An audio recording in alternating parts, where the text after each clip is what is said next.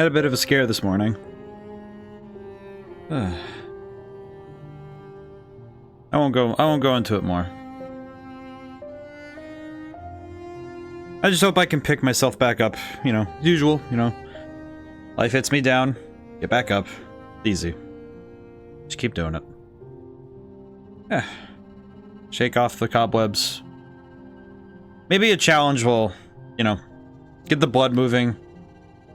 Get myself... get myself out of where I am right now. Alright.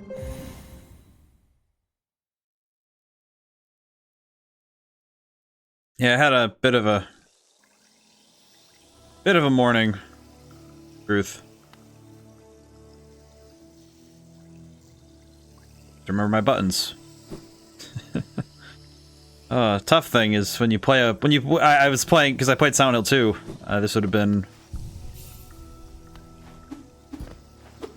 This would be right after we played Silent Hill 2. For those in the future, of course. So, the tank controls in that game really do change your perspective on video game controls, huh? I'll just make my way back to the Mantis Lords. Probably a good time for me to reassess my controls. Ow. Whoop. Up. There we go. I have to remember my buttons. Whew. I'm getting there, remembering my buttons. Yeah, it'll be a wise thing to do to recall all of my controls right now. Ooh, oh god. Oh boy. Suppose it's well and good though that this game provides me a space to introspect a little bit. Yes, this way. This game does. I think this game being quite. Having the space to allow me to introspect is nice. It's a welcome reprieve right now. Yep. Up we go. I don't need to look. I can jump. I can jump. It'll be fine. What's the worst that can happen? In truth. Yeah, I keep pressing Y to press... I'm realizing I keep pressing Y to check my map, even though that's a... It's very much a Silent Hill thing. Because it was Y to check the map? Yeah. It was Y to check the map and start to pause. Yeah, because start's pause in this way, but select is how you get to the inventory. Starts is the inventory in Silent Hill. Oh boy, I'll have to remember. It is a little bit funny having to recall my buttons in this way. Try and wait till the ad breaks over to... I'll try to wait until then to... go for the boss fight. Oh. Oh. So I can take my time walking. Hmm.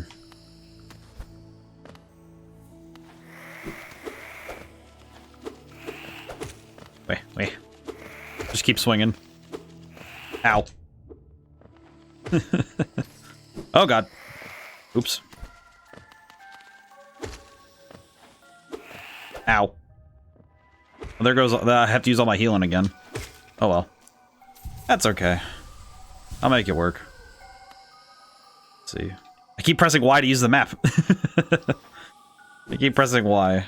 That's not helpful. Not a helpful button to have, to be honest.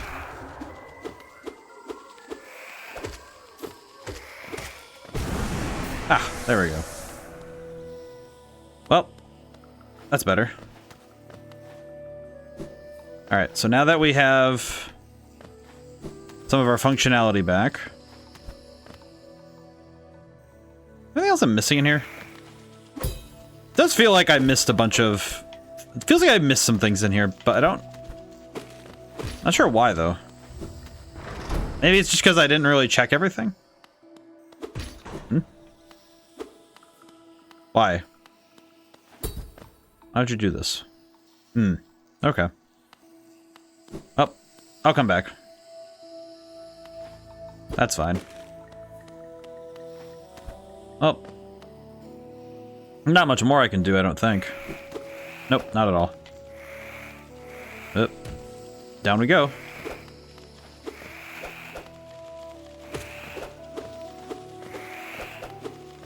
Yeah. Oh well. Oh, simultaneous. Okay. We'll just keep moving. Keep it moving.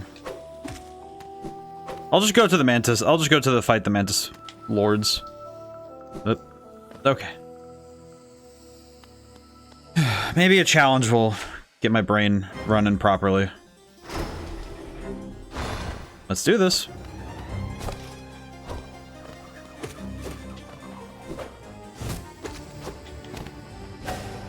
Ow. Oh, I walked right into him. That's foolish. Oh, I jumped right into it, too. Blech.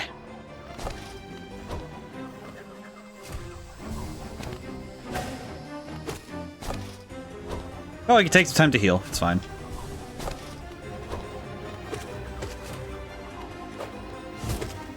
Hmm.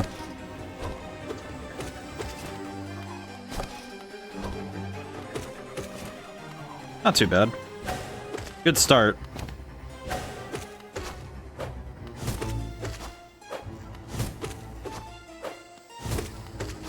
At least I'm feeling pretty confident right now. Maybe it's just because I'm locked in a little bit.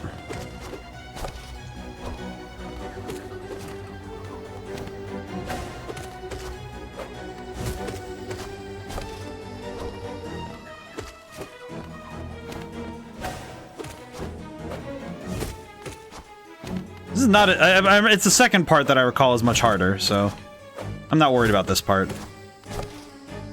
Oh, that was a close one. That was a close one. All right.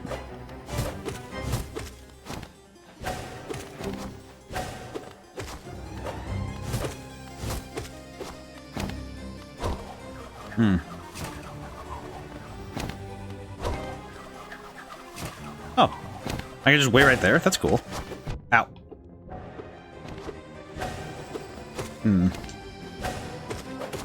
Ow. Oh, I just... Okay. Interesting. Probably good I recognize... Ow. My timing was horrible right there. Holy crap.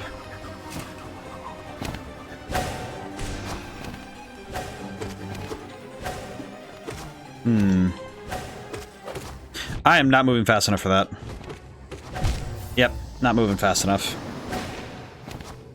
Well, that's just a warm-up. I'm not too worried. Definitely a little bit sluggish today. Definitely not moving as fast as I should.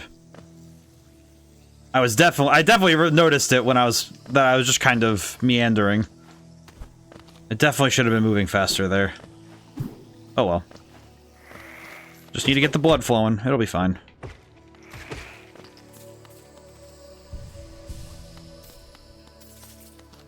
I appreciate boss fights like this, though. Those ones that just are... They're just extremely difficult. They're just, you know, I say extremely difficult. It's not... I don't think it's anything too that's out of my wheelhouse, just... a matter of practice, you know? Remember Cuphead? Remember Cuphead had a feeling like that, where... It never really felt like I couldn't do it. It was just a matter of, okay, well, I need to practice. I need to understand what I'm dealing with here. I need to understand the rhythm of the enemy that I'm facing. It came less down to me being... It's... Because I don't think any boss fight in a game, unless you put yourself under enough restrictions that you don't really have much option, then I don't think any boss fight is truly impossible. You know, obviously there are boss fights in video games that are meant to be that are, you know, they're literally programmed to be impossible in the sense that you can't actually win. But the point then is not to win, but to get to the end of it. So it matters a lot less that you're moving, that you're really going to... Success is really a matter of, okay, did you get to the end of the fight? A much more important metric, in truth. Emeraldo! How's it going today? Oop. Oof. Hope this gets my blood moving, because I'm not taking this fight too seriously. It's a solid paladin. The solid paladin. That's when you get expertise in stealth as a paladin. You just become the ultimate the ultimate soldier.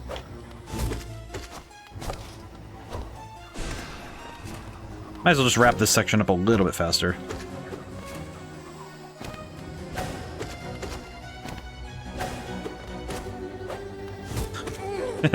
Really just walking my way out of there. In truth.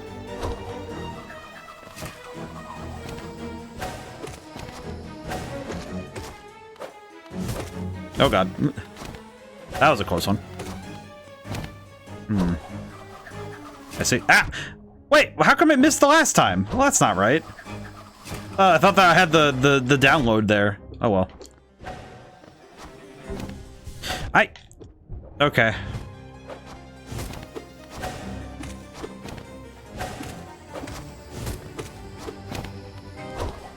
Okay, I see. I at least use Flesh of Stone, but the will of the Paladin is too great, so he moves to fight anyway. Ow. Okay. I am not trying hard enough. I am not putting my back into this. I really need to move a little faster here. I need to approach with some verve, you know? I am not moving fast enough to be handling this properly. Box of the month. Let me go get her. Yeah. There we are. And my boy. Might as well explore as a team. Alright. I think I'll run back. I might just go get my money and then leave for now. I could at least check the map and see if there's anything I'm missing. I know that one guy mentioned that there's someone I can go to get weapon upgrades, so maybe I can go upgrade this. Maybe I can go upgrade my weapon.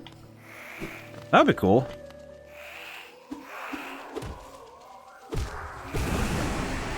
I think especially given that I seem to be doing very little damage to my opponent.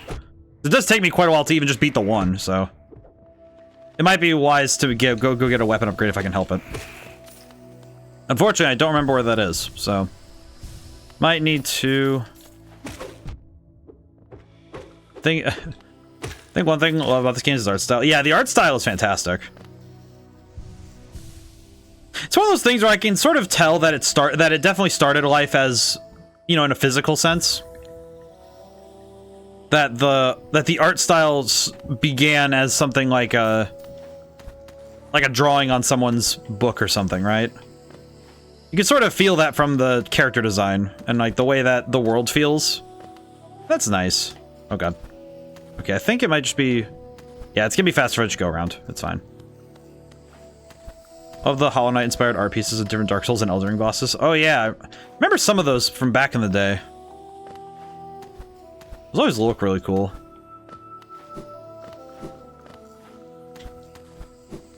Oop. Alright, up we go. Ah. Alright, let's take a look at the map really quick. Is there any place I haven't been yet? Because if we can get some extra... Actually, wait, what am I wearing right now? Gem-wise. Oh, I don't really know, huh? Arms. What am I wearing charm-wise? Draw more soul from enemies. Okay. Causes the bear to find more geo when defeating enemies. It'll break... Oh, it'll break when I defeat somebody. That's right. Dash more often as well as dash downwards. I see. That makes sense. I do understand now why I have the Soul Master thing on, because it lets me get more energy. Which, if I'm paying attention to that, I could use that for more magic attacks. I could use the Soul Burst thingy. Alright. Ah. Good. Yeah, I'm moving a bit sluggish today. That's okay. Rip. Okay. Definitely feeling it in my movement alone that I'm not particularly in a rush, which is bad for boss fights. It is a little bit worse for boss fights if I'm not moving in with any particular urgency. Because if I have no urgency during a boss fight, then I'm not going to be particularly motivated to move faster. Which is less than ideal. That's alright, though.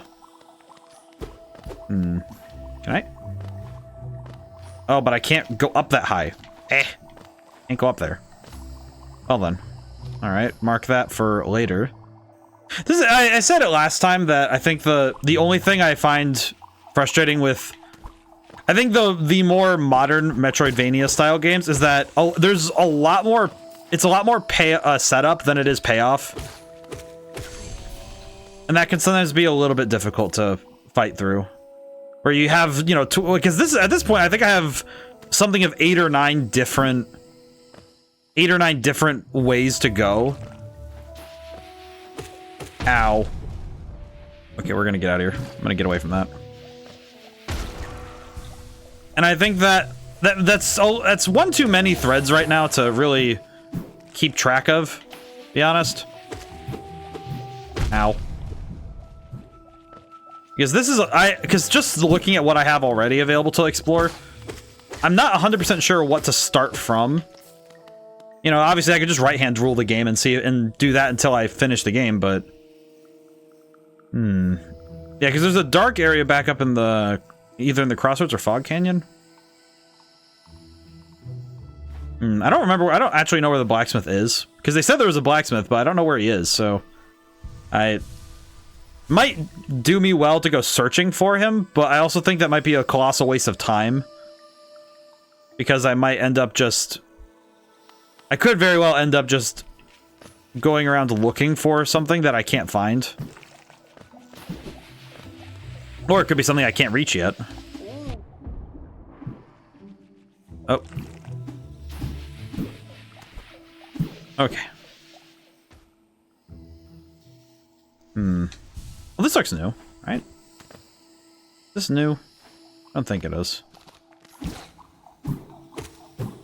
And if it isn't new, then I don't remember I don't remember this place very well.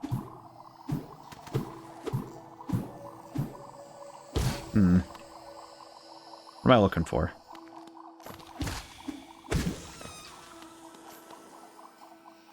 Oh, that's right. This is the area that... What's his face? Or the egregious one. Who gave me the power or something. Think I'm remembering well. Think I remember who it was. I definitely am not recalling as much as I would like right now. But that's fine.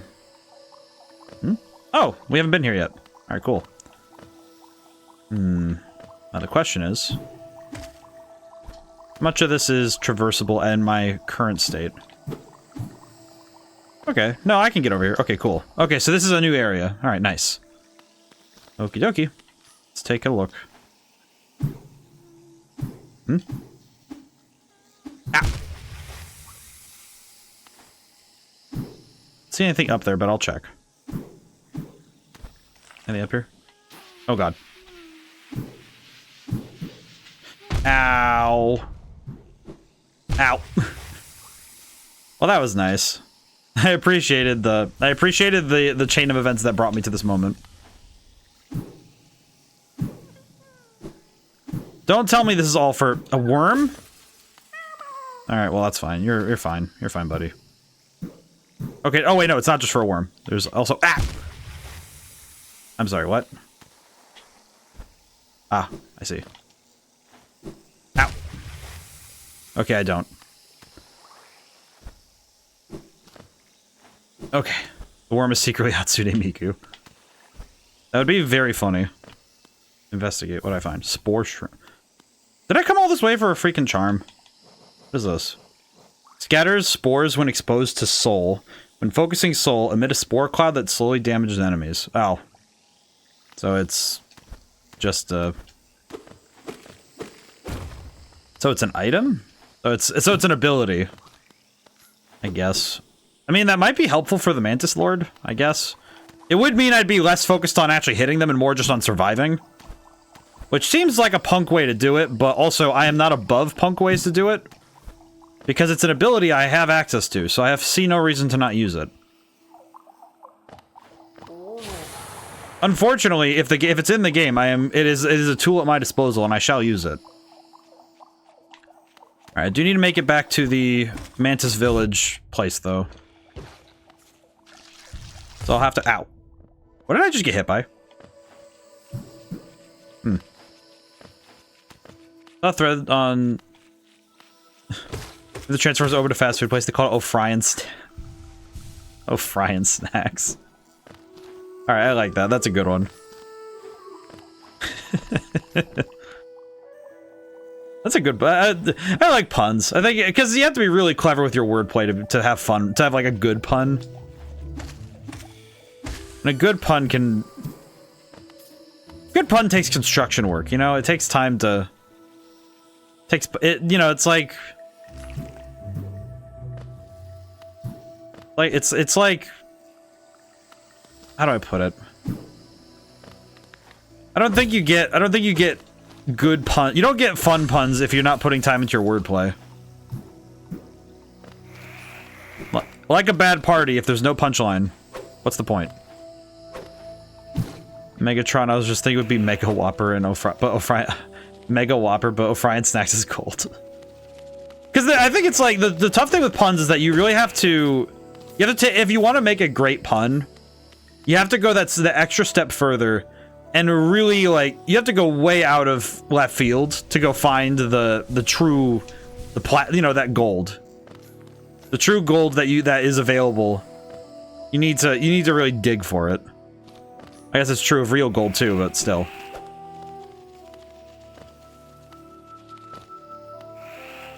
Let's see. I need to find. I'm going back to the bench really quick so I can. Ow. I would like to use the bench before I have to worry about... Okay. Now I've updated the map with where I got the... So now the map's updated with everything I found. Okay. I think with... Alright, wait. Actually, wait. While we're here, let me...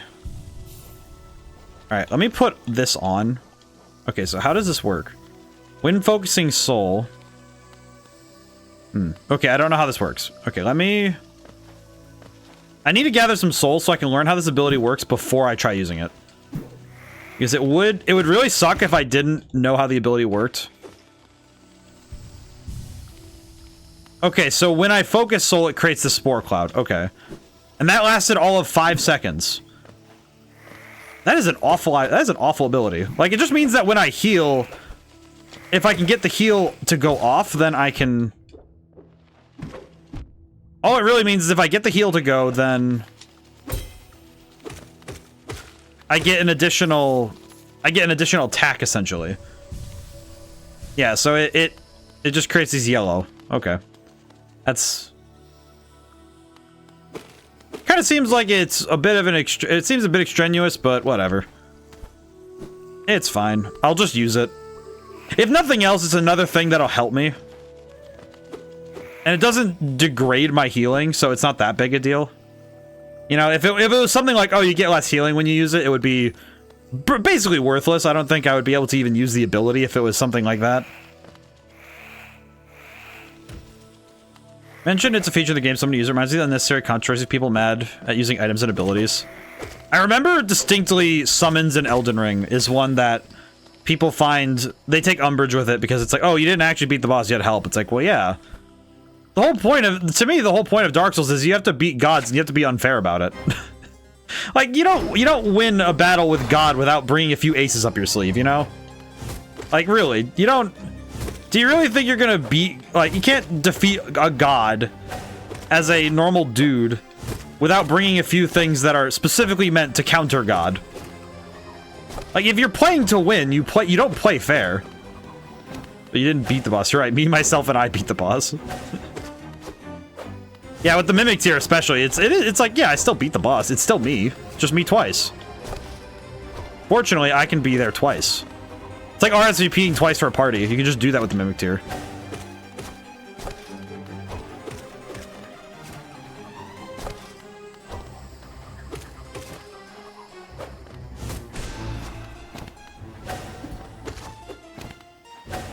There we go.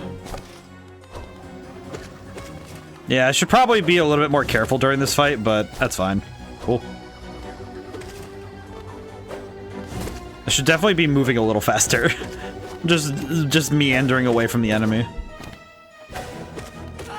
Okay.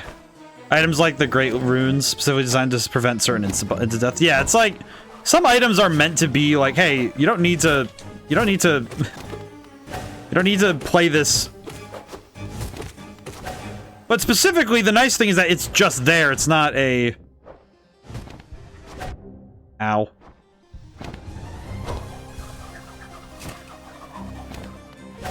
Wow, that is actually insane how useless that ability is, huh? Wow. Or the Sword of Light in Dragon Quest XI. Well, and the key thing is that as a player, you have the agency to say, hey, do you want to use this ability? And it's not really like my business if a player says, hey, I want to use this thing that's really broken so I can win. Make all the difficulty in the final boss. Right. But I think it's one of those things where it's in the game, sure, but that doesn't imply that you have to use the item, right? That's sort of the key with player agency, is that it allows the player to make decisions and decide, hey, do you want to use this thing, or do you think it's not like your style? The beautiful thing with role-playing games is that you are the one who decides. But at the same time, it's not really our place to say that another player's, you know, doing it wrong because they want to have an easier time of it. Okay, that ability is a lot more helpful when... Okay, they're doing it. Okay, they're doing it again. Doing the other side. Okay, this is actually... I don't know how much damage it does, but it's helpful. Oh yeah, that's pretty helpful. Okay. So the funny spore ability is quite helpful. That's good.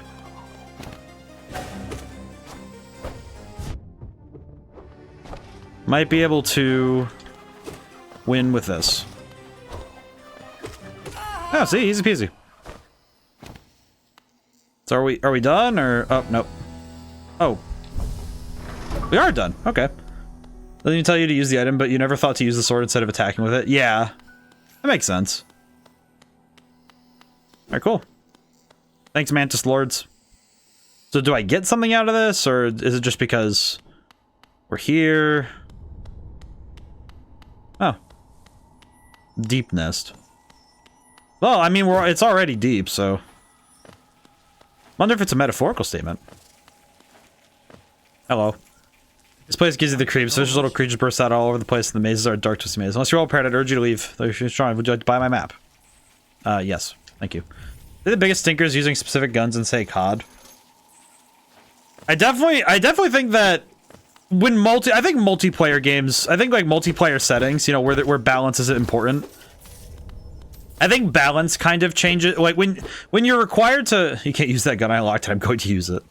Oh yeah, like, yeah, because I guess that's also another one where it's something that already exists in the space. I see what you mean.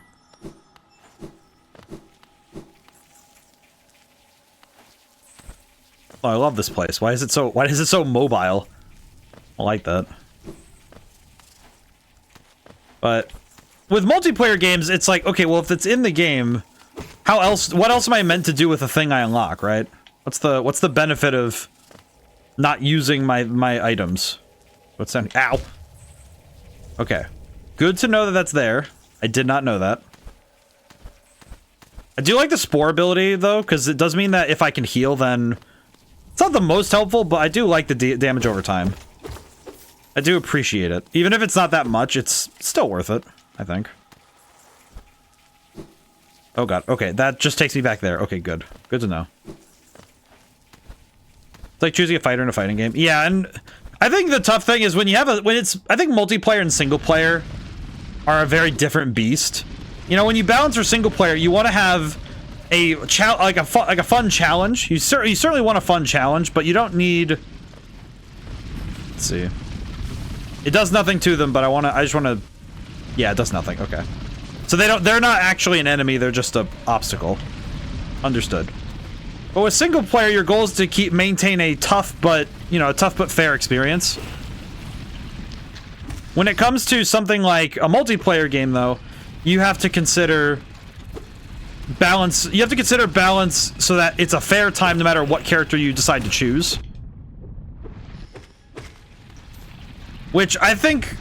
That's sort of why I think Elden Ring is a unique example, because Elden Ring is both. There's a multiplayer format and a single player format. The problem is the multiplayer format only happens at the choice of the player.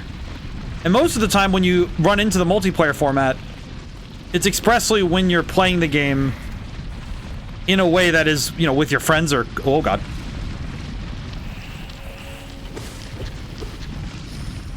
Ow. Ow.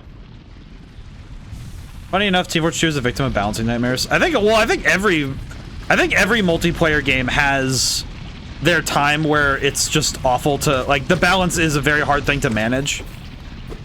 I think that's just true in general. I think every multiplayer game will and always has had some sort of balancing issue due to the existence of competition. Which I think when it's a game like... Sniper still hated so much, so people still trying to actually straight up remove him. I think it really depends on the... Depends on the game. I think Sniper's a great example of a character where... Okay, what else are you meant to do, though? Like, without removing him, how do you balance him in a way that actually... that retains him and retains his core identity, but it's still fun... but it's still fun to play against, right? Because that's really hard to do. It's not really an easy question, you know? It never ends up being something that can be solved by just, oh, move some numbers around and it's solved, right? It's never quite that easy. You know, I'm gonna... Oh, wait, no, I can't put on charms when I'm not at a bench. That's right. Ow. Ow. You can't... Even reducing his heads-up damage would... Yeah, it's like... It's something that... Games that have both a multiplayer and single-player component that do interplay, it is insanely hard to make changes without changing the single-player game too, right? Again, back to Elden Ring, you can't change things in the multiplayer setting that don't have some sort of effect on the multiplayer setting, and vice versa. Like, you can't change you can't change things in the game, like, one versus the other. You know, it's not like you could even change the systems of the game to say, oh yeah, when you're online, the sword does this, and when you're offline, the sword does this, right?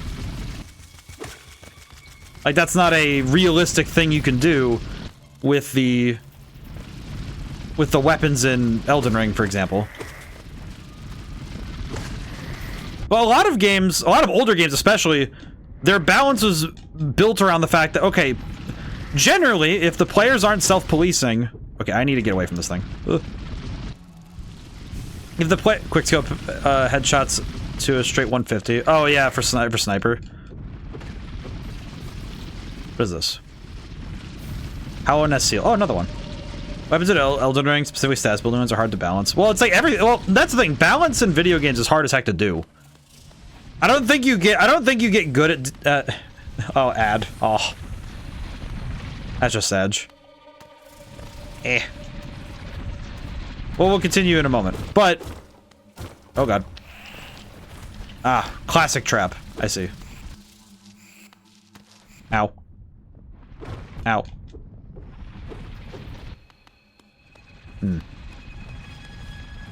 But balance in general is hard as heck to do. I don't think it even gets any easier being a dev. Like, it's not any easier when... Especially when you're talking about a game that people have a lot of opinions about. Okay, nothing there. Okay. Oh.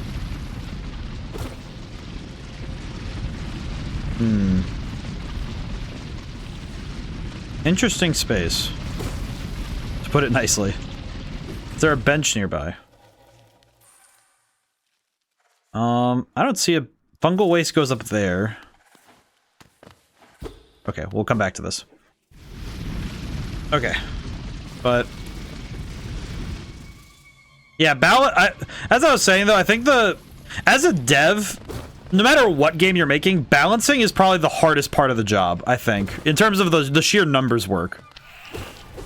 In terms of just, you know, the work of getting the game, you know, organized, I think balancing is one of the hardest ones to do. It's probably the field of game design that most people do not want to deal with. Like, they all say they want to make their game, but it's, okay, do you want to balance that game? And nobody wants to do balance work. Status alignment in general? What is alignment? Like, do you mean like status effects, like status ailments? Oh, it might have been a spell correct. Status ailments, yeah. I think in general, anything that... I think debuffs are probably one of the... in RPGs in specific, I think debuffs are the hardest one to... Ow. I think debuffs might be one of the hardest things to figure out how to do properly. I don't even think I did it 100% right in Red Genie. You know, it's like, as much as I think Red Genie did really good in that regard... Because I made sure... One thing I wanted to do in Red Genie's game design was... I wanted to include status ailments that weren't just useless when you went into boss fights. It's also why I included such a high number of them. Ow. Because it didn't really make sense to me to have... Because some status ailments, you know, it's like, okay, well, they obviously can't affect everything. Ow.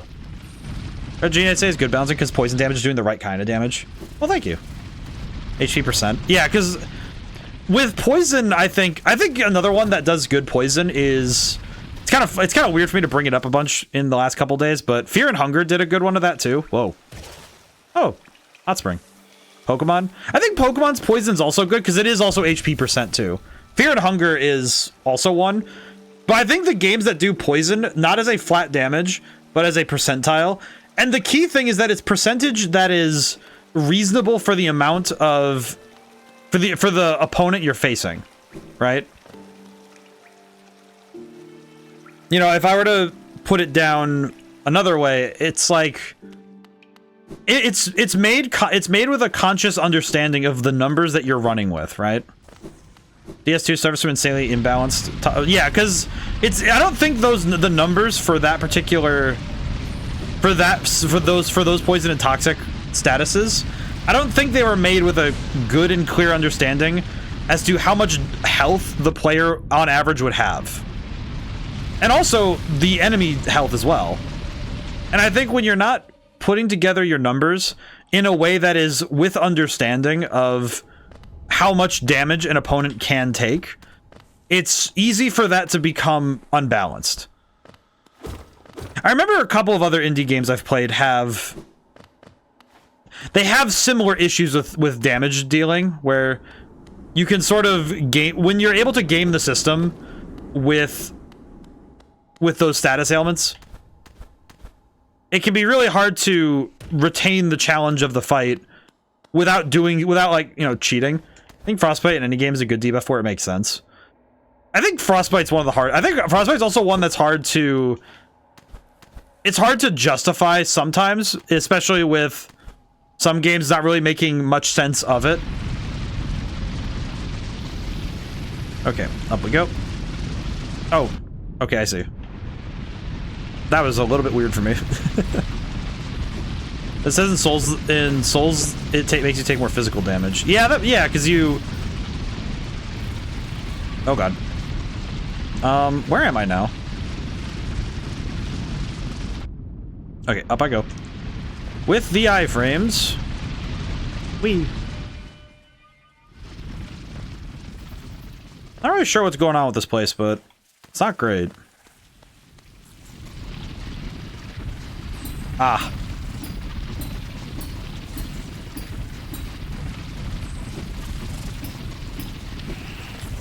Huh. Is there Frostbite stats in Skyrim? I forget. Not really, but it's more like... It's more akin to... Ow. Oh. All the way out there and I die? Oh well. That's fine. Ow. Ow. Okay, I died. Ah! That's rough. Oh, that's really tough, actually. Okay, my map is updated though, so now I can go back up there. That's fine. That's fine. I'll just get back up there. Let's see. But it's not really frostbite per se, but when you use ice magic, it applies a continual debuff that reduces stamina, which is nice. I think that's just nice. Generally, it's not particularly special. You know, it's not like ice is it does something so incredulous that it's unbelievable. It's just, oh yeah, you lose your stamina when you take cold damage. That makes sense. It just kind of makes sense rather than being like, oh yeah, you get tired when you get cold. Like, okay, yeah, that checks out. You know, it's more of a, oh yeah, that tracks kind of thing rather than a, oh yeah, that's... Ow. Well, shock reduces magic, right? Yes.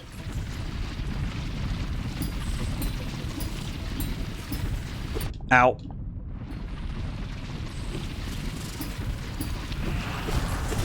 Ow.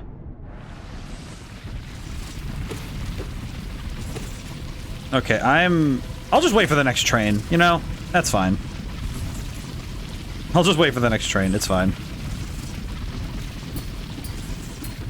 Intelligent effect will always be imbalanced in my opinion. Oh god. Ah, oh god, what? Okay, well I need to find some enemies to recover health on, or I will die. Put simply. I need to leave. Stuns. Yeah, stunning a bit. Like, I think similarly, again in Red Genie, I think stun abilities are really hard to balance. I included a couple actually, but I think the thing that made that was important was that I gave it to both the player and the enemies, which makes it so that it's a really, like, you have to be a little bit leery of, specifically in Red Genie, it's anybody who uses water magic.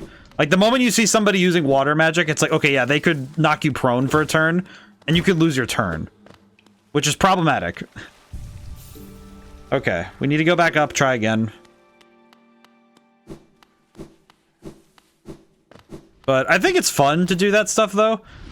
I think stuns in turn-based RPGs especially, they're really damning. They're really damning to deal with, but I think they could be really good at ramping tension, even if artificially, right? Because doesn't D&D are a bit iffy too, especially games like Baldur's Gate.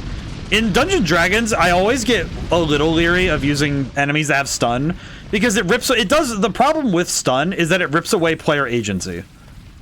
And that can be, and similarly also, it can really ruin a fight if the players abuse stun too much, because it just kind of strips out some of the challenge. So it can also be a detriment to the player's fun if the enemy is incapable of getting through a stunning ability, right?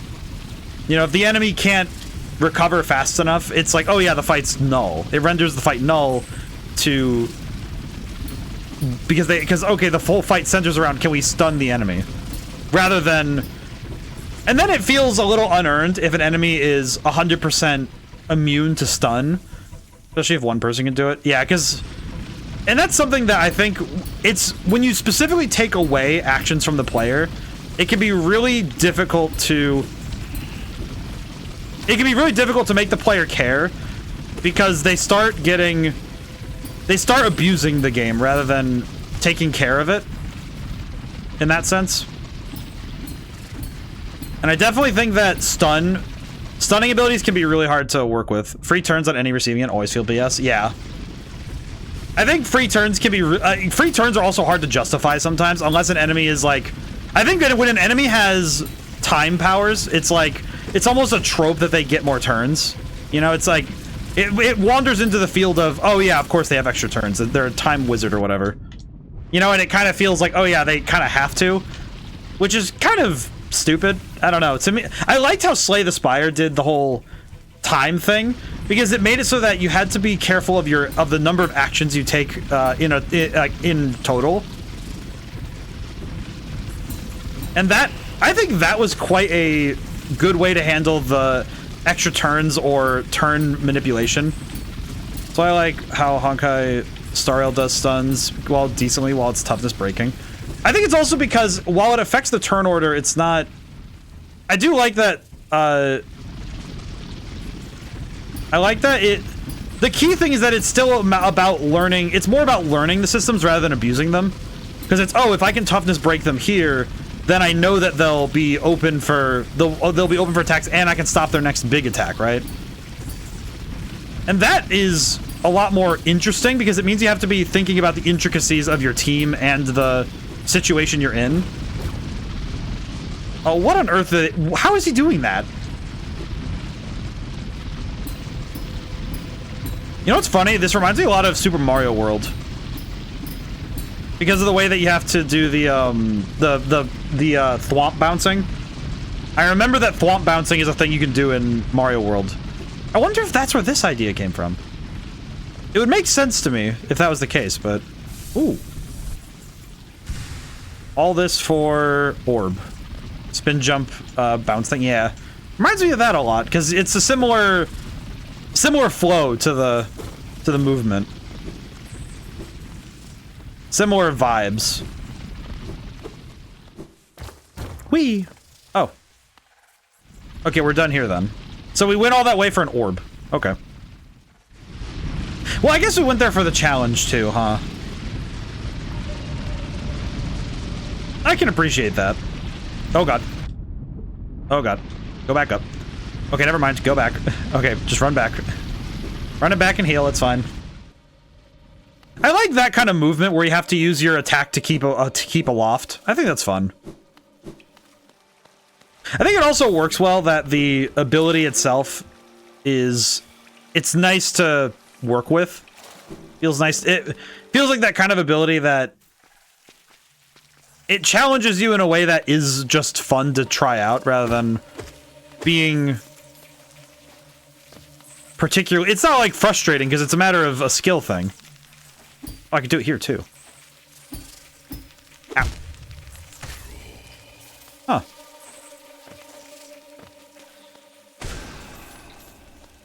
Well, that worked out okay.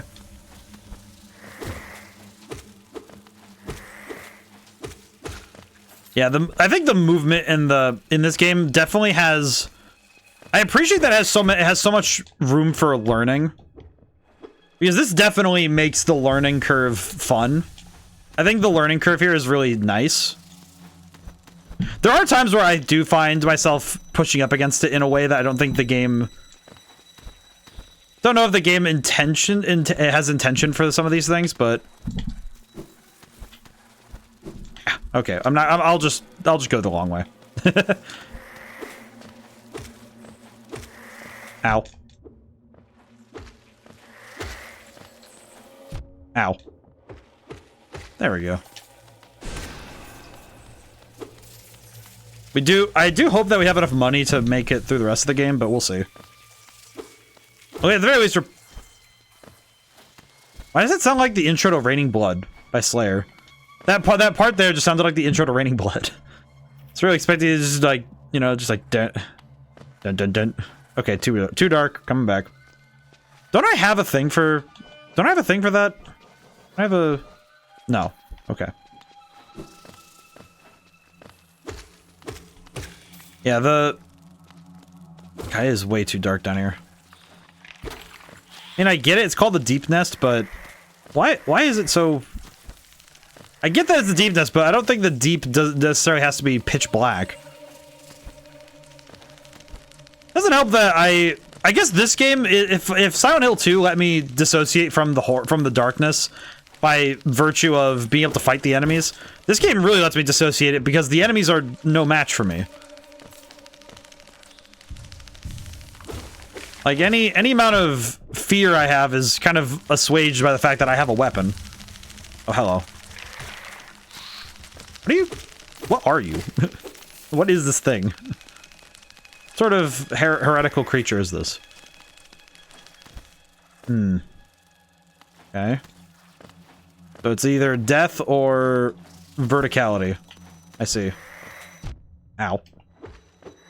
Kind of feels like these enemies don't really earn their surprise factor either, because they're not really hard to deal with. Kind of feels like I'm being jumped. It's like between boss fights, it's that I'm being jumped by 20,000 things that are not particularly good at eliminating an enemy. Ow.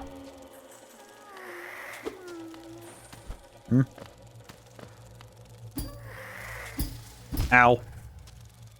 Okay, I'm gonna try one more time, and if I don't get it, then... There ain't no way. There ain't no way. That's impossible. How? What is that? How? How does that work? Why does that work? Ow. Okay, it puts me back here when I'm... Okay, so at least I have to do it once, but what the heck? Is that the lesson I'm supposed to gain from this? That I can just... That the movement is so insane that I can just do nonsense? So I was able to just kind of zoom up the wall by slapping it. How does one slap the wall that many times to be able to ascend? Well, I suppose if it's a threat, I'll just hit it. Again, it kind of comes back to, okay, well, the lesson I have learned from this game is that if it's a threat, I can hit it. Either to move around the threat or to quite literally just traverse the threat. Oh, yes, the boy is out. How's it going today, Acho? How is it today?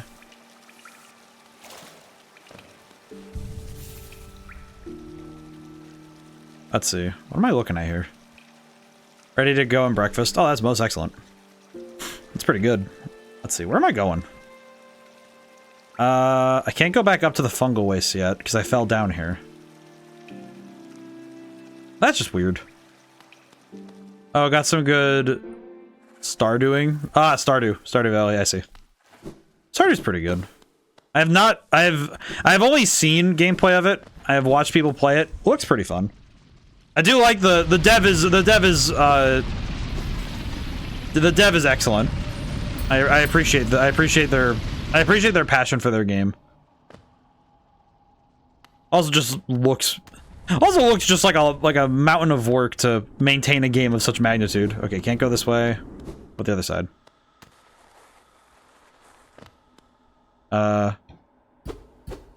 Can't go here either. I guess. But I think in some ways it's because the life sim games have not been... They're not my go-to, I suppose. I think they're very fun for most people, but for me it's just like, ah, well. I recognize very much that the genre of the life sim is... It's not a genre that I got into early enough to have a vested interest. But the design of them lends itself very easily to a lot of good game design too. And I do like it when games add slight life sim mechanics to the game design, because I think some of the life sim stuff makes organization very makes it very good. Makes it a lot easier too. Oh, what's this? Oh. Oh, that's the Howlin' seal. Okay, so this is... I'm in.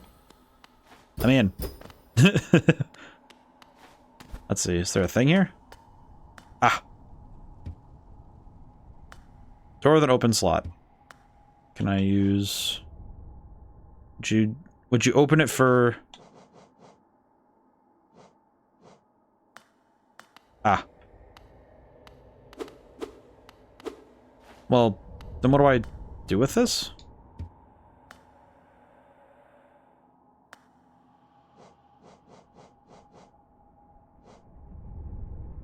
Huh. Have you looked at Satisfactory? I've played it. I've had some interesting times with Satisfactory. I think it's a lot of optimization work that sometimes is really fun, and other days it's like, okay, this is a lot to take in. I do like it though. It's quite fun. I've played it a few times. So what is the point of these then if I can't use them? So how do I open this? I'm in. Okay. Well, about since the 1.0 update, I don't really know if that was more recent than no, because the last time I played it would have been, man, how long ago was that? I guess long enough that I don't really remember, which is a problem.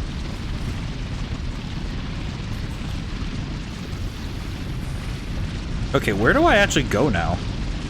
I see 2 other eggs. Oh, there's a way up there. Okay, I see. It's back up the spider maze way. But I definitely am not. I think with a lot of early access games, if I do end up getting them on recommendation from friends or otherwise, I don't tend to stick around. I tend to wait until 1.0, and then it's usually a little bit after that I get back around to them. I think it's because I still feel the old tradition of waiting, you know, like when a game is out. Early access doesn't. I feel like early access kind of makes some games less appealing for me, in a personal way. And I think it's definitely a personal thing that is a very weird habit of mine. Is that if a game comes out in early access, it kind of dissuades me from trying it when it comes out. If that makes sense. Okay, so stay close to right side. And then but I think some of that early frustration or disinterest comes from the fact that when a game comes out in early access, to me that's its release day. Right? Like it's out now. So now this is the release state of the game. And I think especially with early access, I think it can be very easy to form a first impression that isn't favorable to the game's sake, because if you form that opinion about the game before it's finished, then you come back to it and you say, oh yeah, it's that game that wasn't finished when I first played it. So you come back to it and you go, oh yeah, you see it in that, you still see it through the, what's the opposite of rose tinted glasses? Because that's kind of what you get when you have that stuff in mind. I don't think everybody goes through this feeling. I think early access has it's definitely a mixed bag, I think. Some games come out in early access and they're basically done. It's just, oh, we want to release it early, you know, get some playtesting done. Versus, hey, we're going to release it in its most basic state so that we can work on it with the funds we get from early access, which, that's fine. Does depend a lot more on... I think it depends a lot more on the mindset. I think some devs definitely do it a little bit better than others when it comes to how they like the intent. It comes down to intent. It's one thing to release a portion of a game, or do a demo, or release the game early with the intent of using that as playtest data, or something like that, or releasing the game early so that you can continue funding it. It's different now. I think in a lot of ways it's because of the changing landscape of game development and especially fundraising now, that the approach has become so different. I know for me, I prefer to just release I release my projects when they're done entirely so that I can go What is going on up there? Oh, that might have been Zote. Oh. Do I have to save him?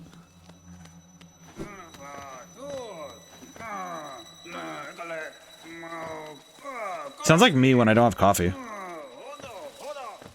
That noise is definitely one I've made in my lifetime. Hi,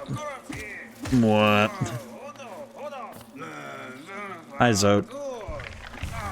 I am so tempted to leave him behind. I am so tempted to leave him behind. You have no earthly idea how tempting it is just to leave him here. I don't want to deal with him in the slightest. Might end up saving him out of consequence of me just showing up, though. Wow, he is talking up a storm. I know he's not calling for help either. He's just cursing out whatever spider put him there.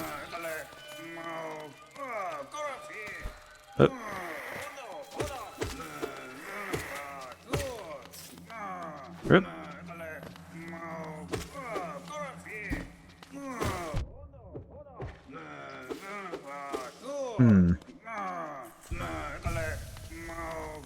He is still going. Ow. Thought I was gonna catch him, but I did not. He is not shutting up. Holy crap. Let's see. Is there anything else here? Hear that dude chasing after me. I don't need to deal with that. Just like the water demons from Thursday. I don't need to deal with that.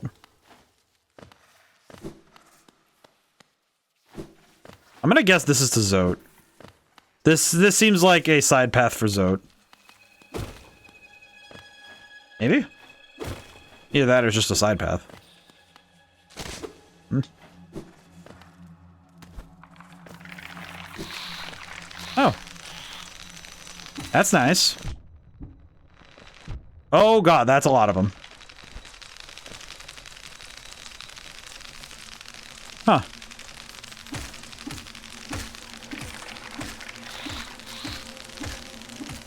That is still a lot of them. Well, that's not too bad. I was kind of expecting a bit more, to be honest. But maybe that's just me being a bit facetious. Ow. Oh my god. That's not good. Well, that's less than ideal. I see a path to victory. Oh, yep. Path to victory achieved. Wonder how many of them are in this room.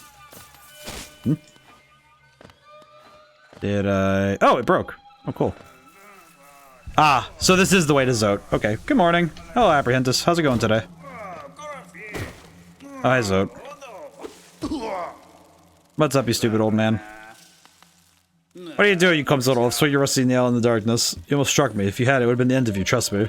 Zote the mighty knight of great renown. My weapon and life ender has struck hundreds of foes. Be gone or you'll be next. Sure. Alright, see you later. Still waking up time to take medicine. That's nice. Good morning to take it easy, though. King's Idol. What does that do? Oh, it's a key item. So it's... Okay, so it's just a thing. I'm guessing it's just a valuable. So it basically means nothing until I find the person to sell it to. Got it. Understood. I can see the wisdom in this. Let's see. Oh, we did all that. I guess Zote is free. Unfortunately. I have work later, gotta get laundry started. Ah, I see. I feel like that you know what, we were talking about life sims earlier. I was talking with Stardew Valley and such. I feel like that is maybe part of my general ennui towards life sims. And I know it's a very easy lowball joke to say that. It's like, yes, I wish to play video games to do laundry. But I know, but that's not really... Hello. Not really true of... It's not really true of life sims. The thing about life sims is that it's a simplification and of work that you can do that is tangibly fixing something or doing something, right? Like, oh yeah, like in Stardew, not everybody... Like, you play Stardew because not everybody has a chance to start gardens. Not everybody lives in a place to have a garden.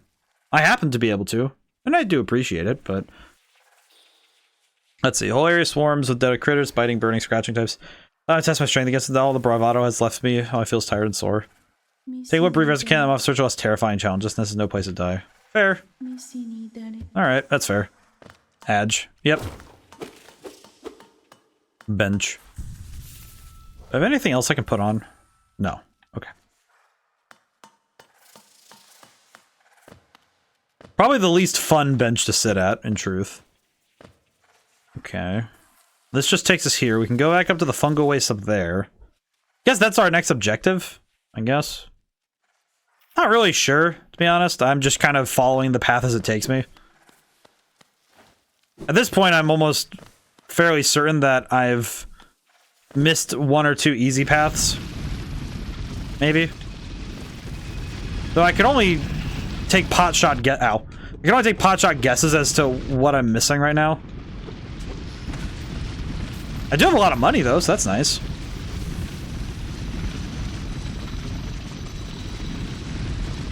Nope, whoops.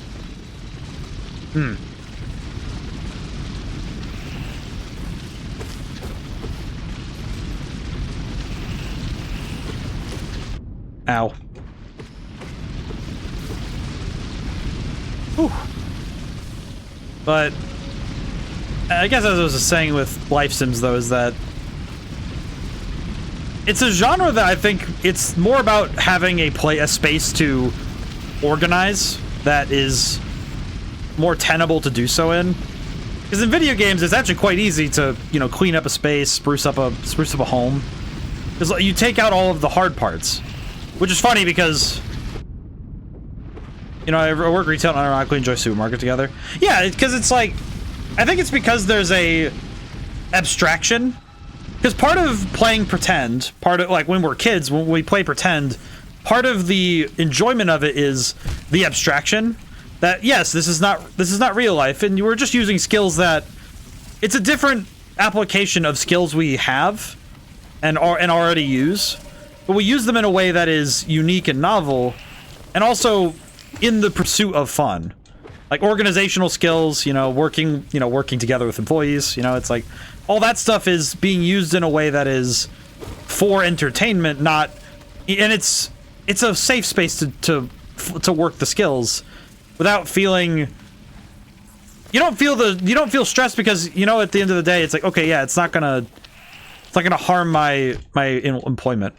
Allows you to use the skills for low risk challenges. Yeah, because, and that's kind of like the big key to video games in general is that, like, relative to life itself, there's a lot less risk when you mess up in a video game.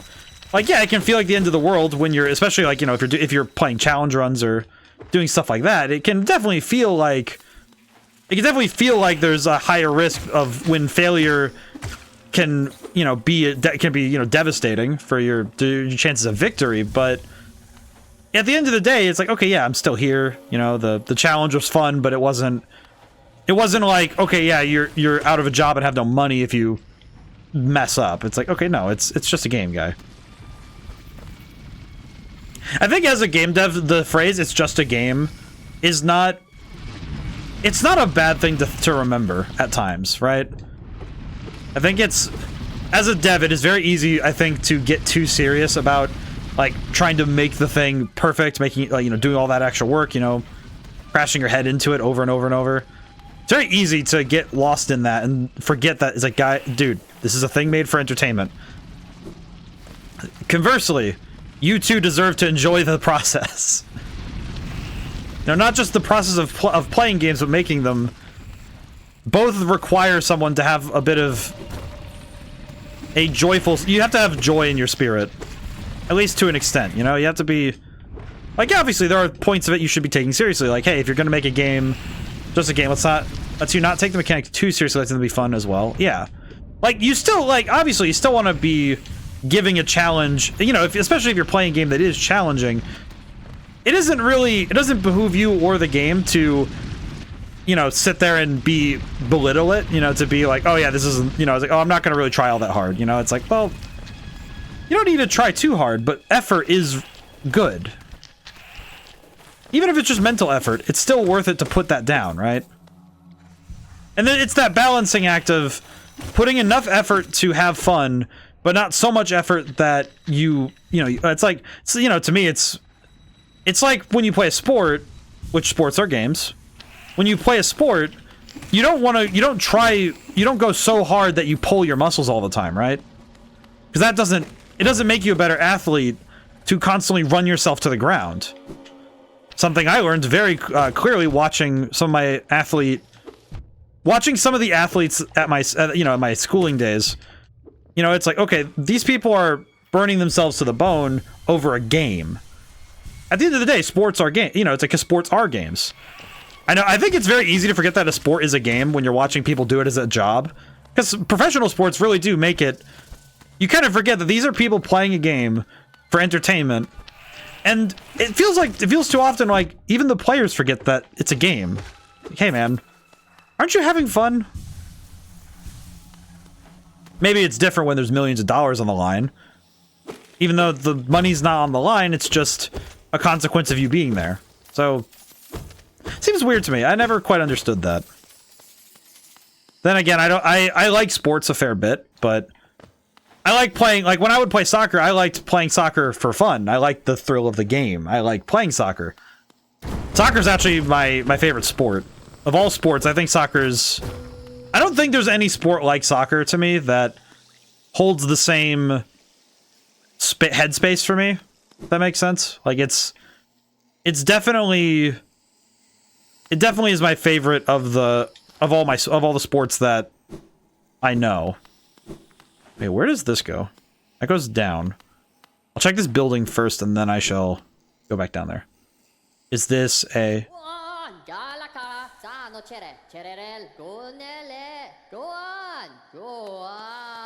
Oh god, you're not friendly. Oh no, you're not friendly. Ow, why? I wanted to listen to the funny guy. Aw. I wanted to listen. Radiant beer, bless, your rays touch us. Your one feels. Honest is born again. United in your blazing image. Okay. I wanted to listen to the funny man.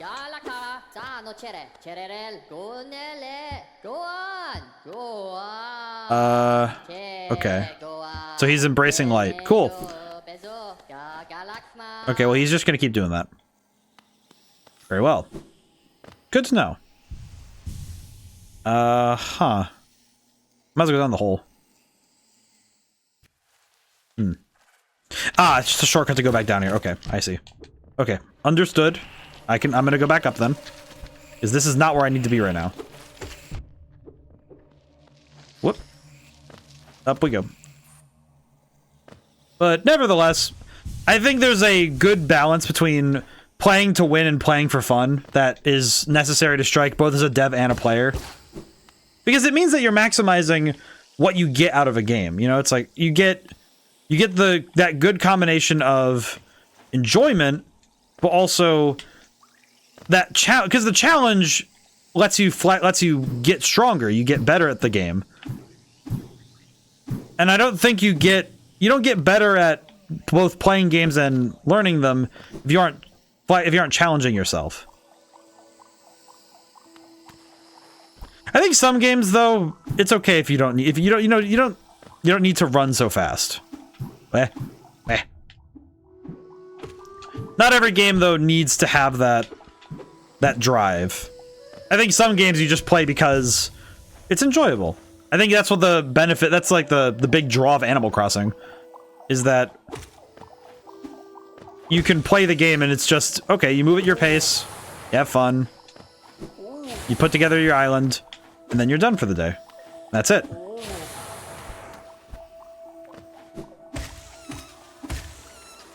And I think that's fair. Because not every game has the same goals. It's usually in the, the pitch for a game that you find that certain information. You find the stuff like the pitch saying, oh yeah, we want the player to feel like this. We want the player to do this. These are the goals of the player. In your design document, you put down the general goals of the game.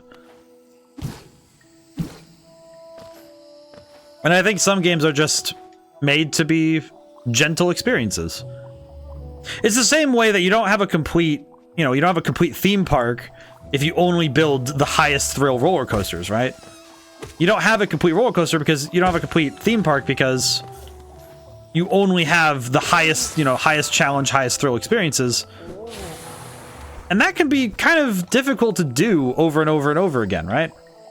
If I had to ride only the most intense roller coasters if I went to a park, probably get tired of it pretty quick. Sometimes I just long for a chair ride. One of those like spinning ones with where you sit in the chair and it just spins you around for a minute. It's like, is it the most thrilling? No. Is it nice though? Yes. And I think sometimes when somebody gets too used to doing high challenge all the time, it's very easy to forget the pleasures of having a gentle ride through something. Wanderer's Journal. Oh, another one. Nice. Don't know what these actually do, but suppose I'll find out sometime. Okay, where am I now? Wrong place to be. I need to go up. So I'm trying to get up to that upwards chamber. I'm guessing that Deep Nest has the next place I need to go, but I'm pretty sure I will be appraised of the method soon enough. I said, yeah, the thrill rides at Disney, I sit down and ride Pooh Bear or something just to sit, relax, enjoy the scenery. Yeah, like, you don't ride a carousel because it's the most exciting, because you really are like, I need to ride the carousel. It's like, no, you ride carousels because they're nice little, they're nice things that spin you around a little bit and you get to sit and enjoy it. You know, it's like, and I think that in a way, when you're, if you want to be really good at, if you want to be good at both designing and playing video games, mix it up sometimes. If you only play gentle games, you know, gentle rides through the respective spaces, every once in a while it might be nice to mix it up, play something like a little bit more, you know, a little bit more intense. I think my big recommendation is if you're somebody who only plays like, if you only play like Animal Crossing, go to like a racing game. Just take a crack at it, you know, just try one. That'd be like my recommendation. I don't think going from like Animal Crossing to say Silent Hill is a good idea at all. Something like that, no. But something like just choosing something to go for. And, you know, conversely, if somebody only plays high stakes, you know, super hard RPGs, it might be good to try something like, I don't know, maybe like a sports game.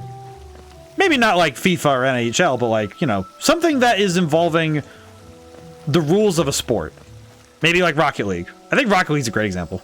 Ow. Oh, that's right. I can't go in there. What is that thing? What is this red thing? What is this thing?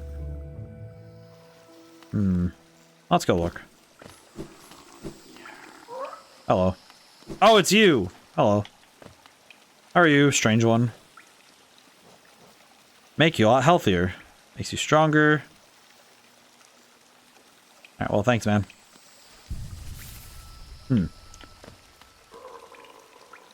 But I think playing a variety of games lends itself well to being able to enjoy more games.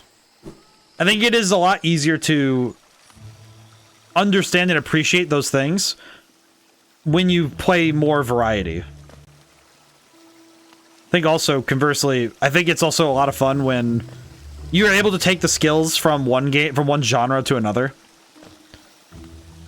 Similarly to theme parks, I think when you learn how to navigate and maneuver different rides physically, you know, because you're able to learn how to move and turn with different rides, you sort of gain a greater appreciation quickly of how those things maneuver.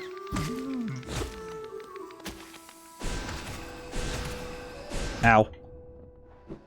Ow.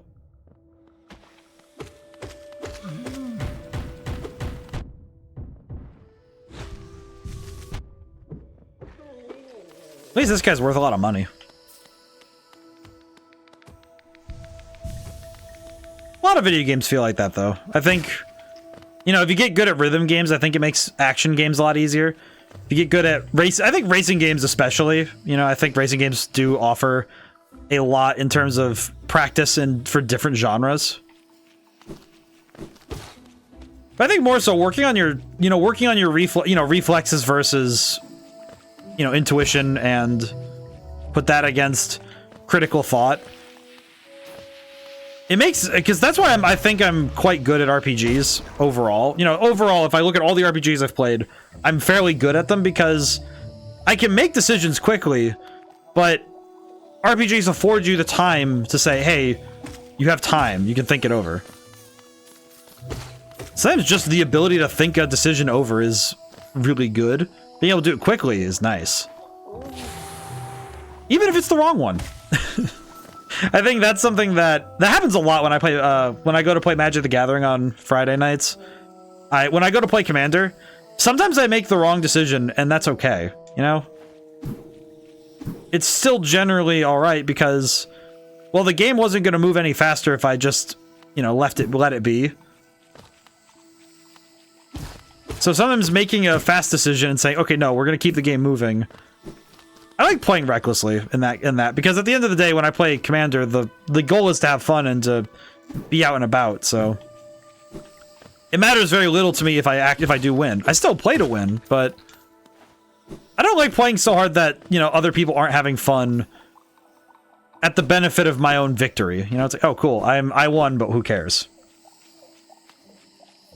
I do know that a lot of my personal experiences lend very heavily to why I feel this way when it comes to games. And especially, by extension, to how I feel about gaming overall. So when I played soccer, I had a coach who, he took it too seriously. You know, because at the end of the day, I wanted to play soccer. I don't care. You know, it's like, okay, if... And there was this one particular game I remember that, okay, in terms of the league had already determined that since the other team didn't have all their players, they didn't have enough to play. Like, their team already had forfeited that match, but I said, oh yeah, but we were talking about, oh, well, we still want to play a game of soccer because we're already here. So I said, okay, well, you know, and they said, hey, does anybody want to jump to the other team and play on their side, so we have, eight versus 8 or however many it was, so that we can play a game of soccer. And I said, yeah, sure, of course. I played defense for them. And I slapped on one of those green, those jersey things that they had for gym class. I slapped one of those on and joined their team for that night. And the coach was really mad at me about it, because it's like, well, why weren't you playing for us? It's like, because I wanted to play soccer. I don't care. Like, it's not, my pride wasn't worth enough to say I don't want to play the game, you know? That's just true in general. You know, my pride isn't worth enough to say, oh, I'm not gonna go and play the game just because it'd be... Because I'm there to play soccer, you know? It's like, I'm there to play the game. I'm not there to... Not there for arts and crafts and knitting, you know? It's like, I'm there to play soccer. I want to play soccer. I wish to play the soccer. But I got to watch a lot of people who took their games too seriously and just kind of hurt themselves and others about it. You know, it's like, what do you gain from this? What is left to gain at this point? Simply because it's like, okay, congratulations. You took it too seriously, now nobody wants to play with you. Like, what's the benefit? Okay, there's another way up top that I can go. Because I get back over there again.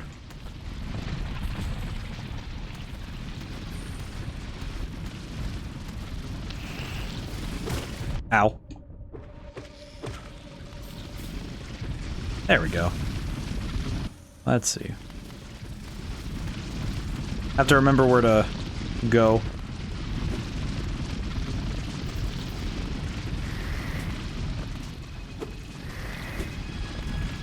Don't recall, really.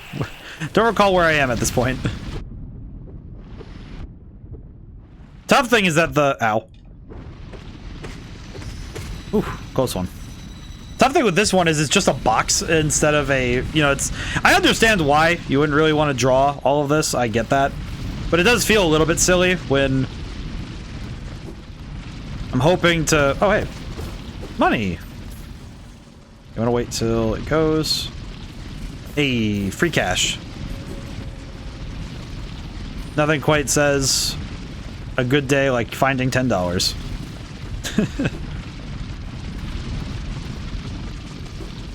It's like finding a quarter in your wall in the laundry, you know? It's just like, oh, cool. Then again, I know loose change is less desirable nowadays, but I was taught about American currency, you know, like the way that it's minted. I was taught about that because my dad collected coins. I think he still does. But I remember well the various facts about, you know, the value of a coin, you know, what's... I remember there was what was it? There's a particular penny that's super rare now. I believe it's 1965 S. It sounds weird, but there's letters on some pennies, American pennies, that, ow. But there's like different letters on those pennies because it denotes which place they came from, like which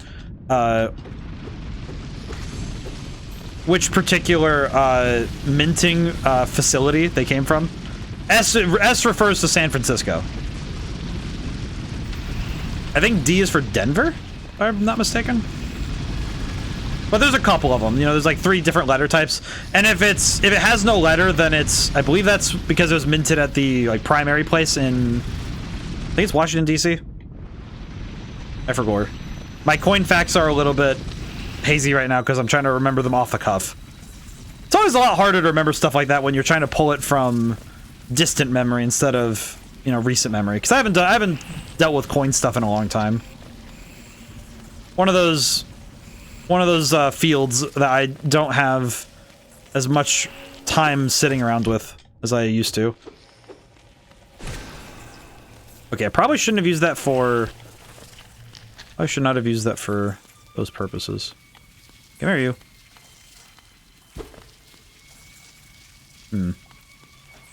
Namaha, how's it going today?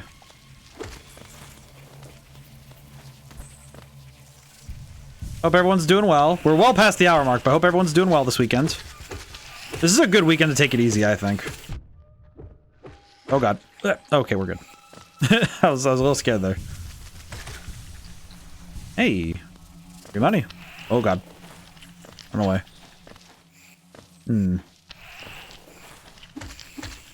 Ah. Forgot that you're streaming today. Yeah, I think the Saturday day streams are absolutely not on people's radar half the time. I think this time frame, I feel like this time frame in general is very weird for regulars. I think it does lend itself to being a lot harder to recall that it's happening. Which is reasonable. I think that's fair because it is abnormal. Because it doesn't really fit with the rest of the schedule, you know, it's not like when I stream, you know, just on a different day at 7 p.m., you know, no, you're streaming at 11 a.m. on a different day as well, so different time and day. And that, I think, lends to easy confusion.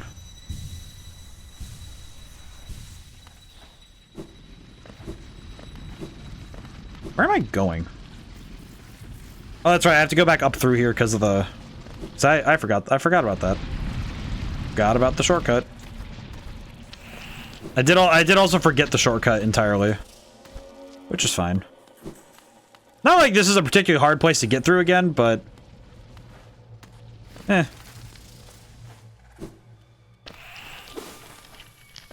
just keep running. Probably good to recharge the soul gauge a little bit, but... Ow. Not the expense of my life. Up we go.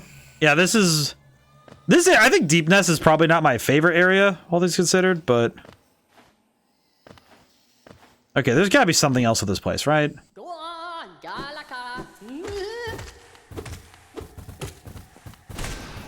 At least I think there's something about this area. Go on, Galaka. Zano chere, chererel, gonele. Go on, go on. Moss Prophet. Yeah, go on. Okay, can I... Is there anything else about this place, or is this just here? Go on. Don't have a map for this area. Zano chere, chererel, gonele. Go on, go on. Okay, he's just gonna ramble on and on. Where do I go from here? Do I go back up, maybe? I guess I could go back up to Dirtmouth and see if there's anything I can ask somebody about. Maybe someone else will know. I don't really know where to go anymore. Unfortunately, I am... Ow. Well, that too. I am also ow. But I'm more or less just kind of confused about where to go next. Ow. Might as well heal up. It's fine.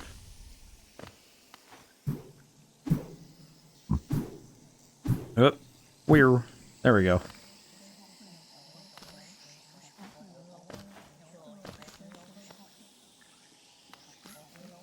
Okay, that's weird. I don't know what that is, but it does speak in tongues. Oh boy. Ah. I've been appreciating this game a little bit more, though. I think the number of setups it does before paying off anything is still a little egregious to me, but I think I'm able to stomach it a little bit better.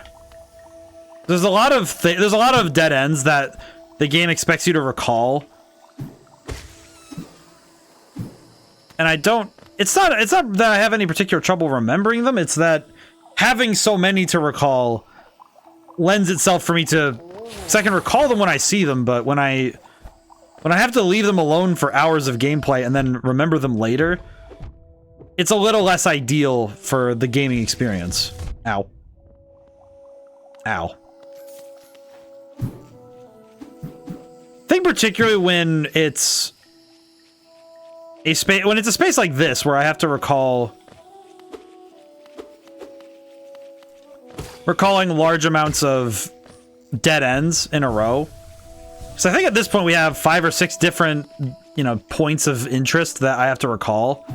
And I could mark them on my map, but even then, remembering the contexts and what upgrades they require is a little bit tough. I think the case in point, that one water one, I actually forgot that that was a point of interest that I can't use. I kind of forgot that I can't use it, so I went up there thinking I could use it again, and then remembered why I can't use it. So I think it's a little bit... It can strain the game a little bit when I have to remember all these different things. Okay, I should probably stop at the bench before I go down, huh? I see now a path from the Queen Station that I can leave from. Oh, hello. Yeah, you're still eating. I don't want to listen to you. That's gross. Okay, down we go to the bench. I could go back up to Dirtmouth really quick and... Yeah, we'll go up to Dirtmouth and see if there's anything in the shops we can buy. If we can afford anything, that'd be nice.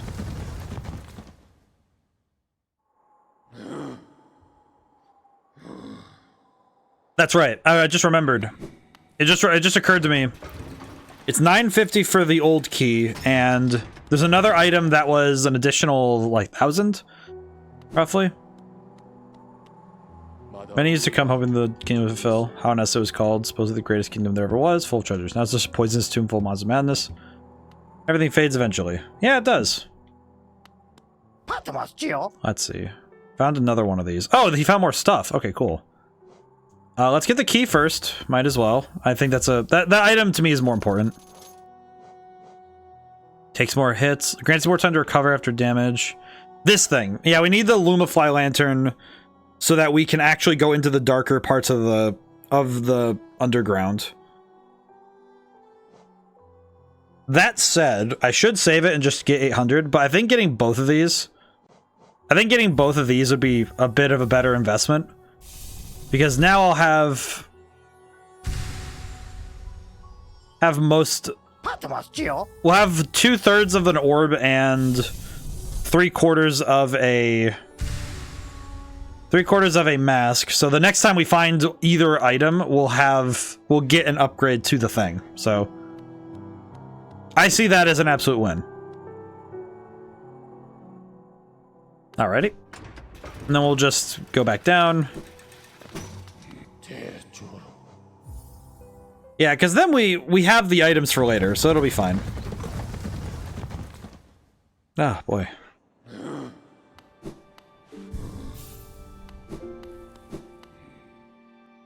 Whew. Okay. Take a deep breath. Work it through. Up we go. Yeah, this way. Because this way we haven't really gone yet. Fog Canyon. Okay. Not too bad. More jellyfish, though, which is kind of frustrating. Ow. I forgot how bad the jellyfish suck. For just that little bit of time, I forgot. Oh, that's right. We were... Didn't we come here earlier? Right. I remember now. I don't like the audio here. I don't know. It's something about the way everything gets washed out is very perturbs. Yep. Come on. Come on. Okay. Well, the rest of that isn't going to be solved to right now, so we'll come back to that.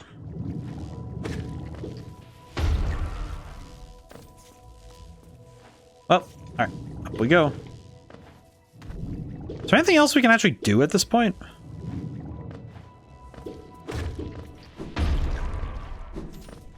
So I'm actually struggling to recall if there's anything else here.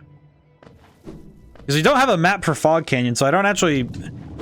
Okay, I remember visually this area. At the very minimum, I recall this space, even if I don't have a great understanding of as the mystery of it.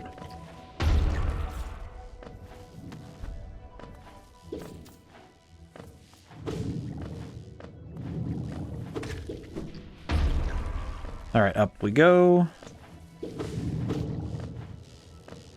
Yeah, there's a space up ahead, right? That I think it's this one. This one, I think it's optional.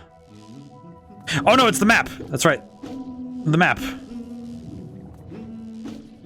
Oh, right. The void.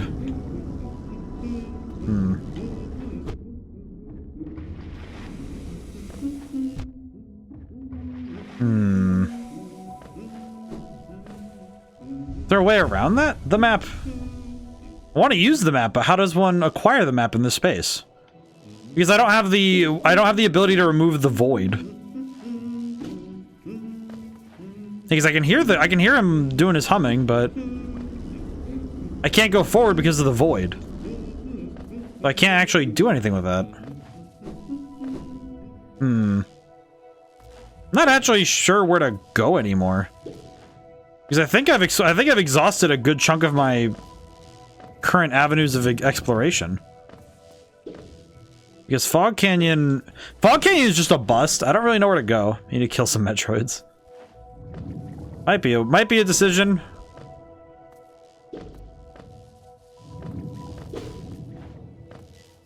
Yeah, a lot of this stuff is what I was kind of talking about in terms of critiques. Just it is kind of difficult though when I have a point like this and I have to remember consistently every single thread that I've forgotten. You know, we have that old key actually. You know what, hang on. We're gonna go back up to Dirtmouth. I have that old key. I might as well go use it. Might as well go use the key. Because I might as well open the thing. I don't know if it does anything for us, but we might as well go and open it. We have the key. Unfortunately, I also need 1,700 more Geo to get the Luma Light thing. Is there anything else I can buy here? Oh. I've already bought so much. Unfortunately, for now, you've cleaned us anything worth selling. Carnifer will no doubt be pleased, though I do wonder what he plans to spend all that Geo on. Probably spend it on something for you, because you're a nice lady. Hello. Fail thing, you wear that nail with ease. If you search a combat, you'll find no great warriors in this decaying burrow. I've heard an arena exists somewhere below, one built for our like. Meet me there, we'll test what skills you possess. Heading down soon, come find me if you dare. What's your name? Okay, thank you, Gueno. Thank you, Gueno. I will refer to him now as Gueno, even though I think his name is Miro or something. Door. Use the key. Oh. I will enter within. So is there something in here? Wait. Hi. Welcome, small intruder. I've been sound asleep in here for some time. You've gone and woke me up. It's no matter, I suppose. I might even be able to help you. I am Gigi. Found your way into my chamber. You must need my help. You see, sometimes we leave our regrets behind in the world like black stains. If we don't deal with those regrets, hope starts to drain from us. You have regrets of your own? I don't appear to have any lingering regrets. How lucky for you. Don't need the swords to one such as I. So you're telling me I wasted 1,000 on something as trivial as, oh yeah, you can go get your soul back for free, or whatever. That's lame. That's kind of stupid. That's 1,000 Geo. I needed that for the freaking flashlight. Well, what is done can't be undone, so that's fine. Still annoying, but nothing I could do about it. In truth. Oh, you know what? There's that area over there I could go to. Wouldn't be too bad. Oh, you know, it'll be faster if it'll actually be faster if it'll be faster if I go and take the train down to that area. Do you think a fast travel system often makes the game about the fast travel system when it comes to traversing the longest distances in the game?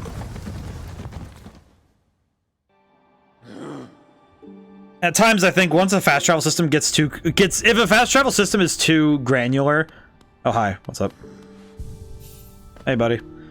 Eh, pale thing. He sees old lines pathetic. Real warrior carries himself to combat. He has no need for such convenience. Cool. I'll see you later. Well, I guess you're the one who really hates the fast travel system in Elder Scrolls games, huh? That guy absolutely says, "Oh, you don't." You didn't walk yourself across the universe to get to this fight? Lame. It's like, oh, cool, thanks, man. I appreciate that. I appreciate being made fun of for my mode of transport. As though I needed more reasons to be to have some self-esteem issues. I has even the ability to walk places. Oh.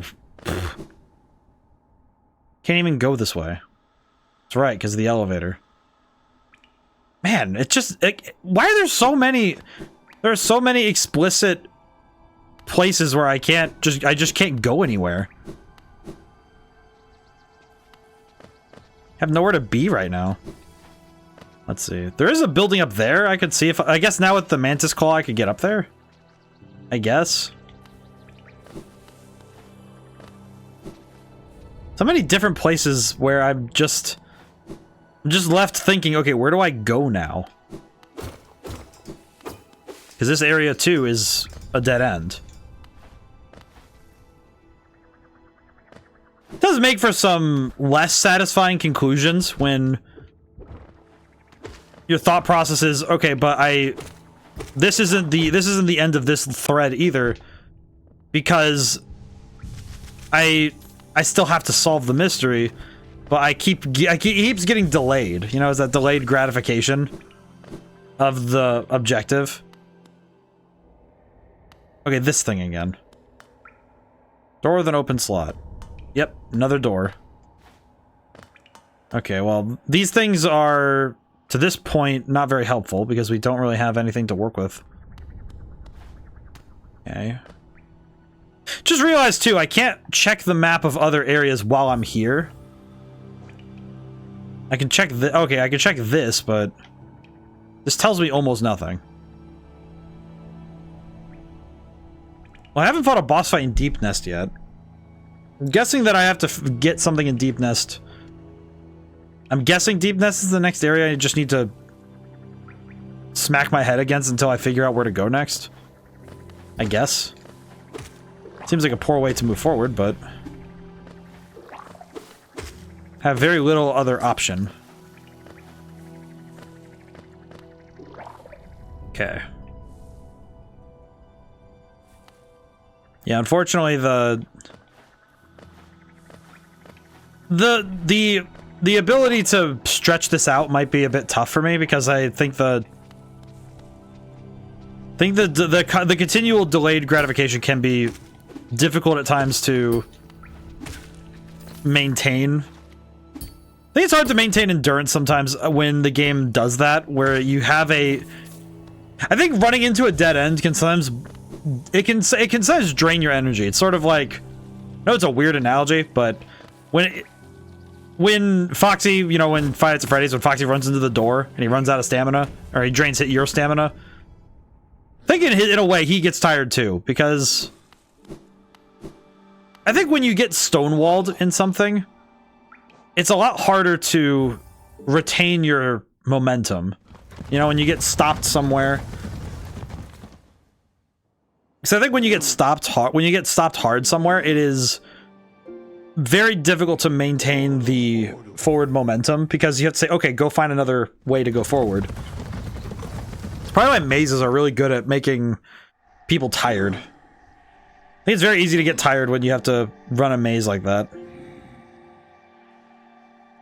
I could go talk to the hunter guy while I'm here, I guess. Stone Sanctuary. Still don't know where the blacksmith is now that I just thought about it. There's a path up there I haven't been to yet. Is that one open, I suppose? Unfortunately, I have no earthly idea what is and isn't good here. At this point, running back through and combing over things isn't a bad idea.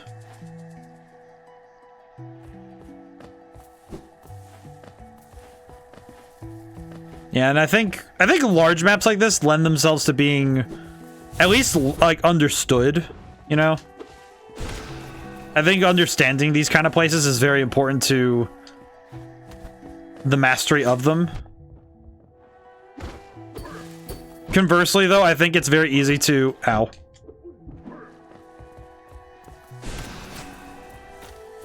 Oh, no. Oh, lordy why. Not a big fan of all that. Oh, man. Okay, one down. Good enough. Whew.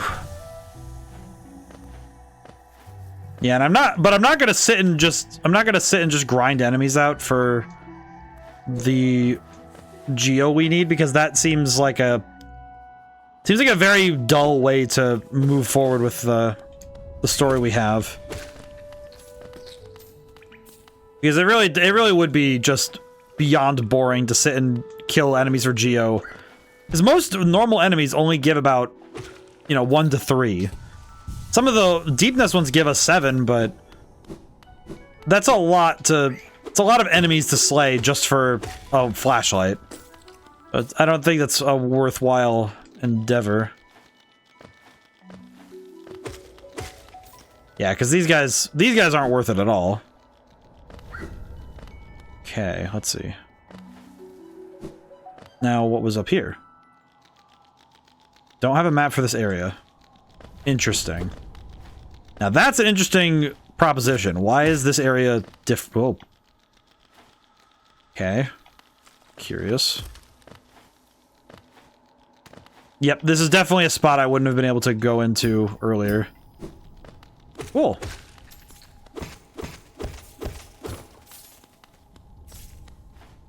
Let's see. More money. Well, if it's just money, then that's fine. It's not great, but take it.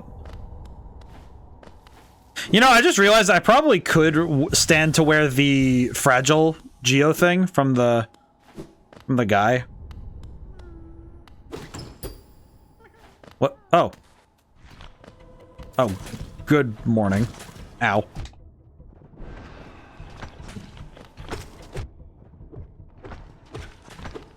I will do, however.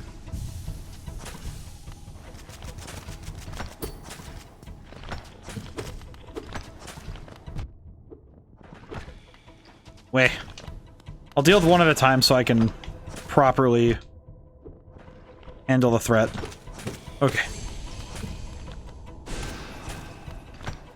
Ow. Oh, I lost the energy because I got hit while I was charging. Oops.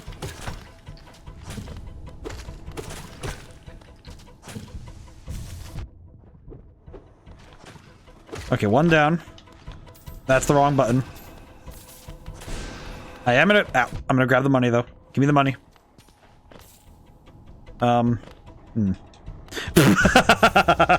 Okay, that was fun. That was funny. I feel like that kind of screw up is just funny. Okay. Let's see. Now where... Oh, God, where was that? I was in Green Path. Okay, I gotta go back to Green Path. God dang it.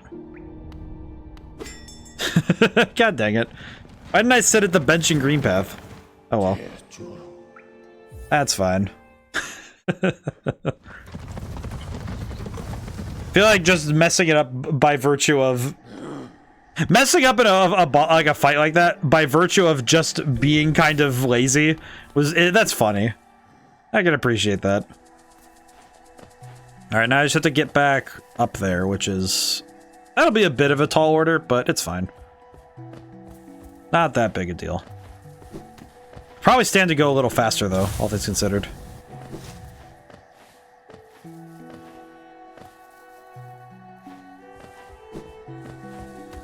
Yeah, we don't need to fight these guys right now because we have other things to worry about.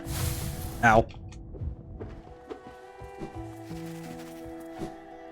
Let's see, am I going the right way? No. Not in the slightest. Aha. Eh. Not great, all things considered. Not a great start. Oh, that's fine.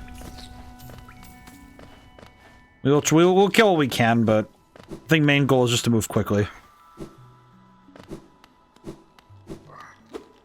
Move quickly and safely. We'll find the Venn diagram of speed and safety, and we'll do that.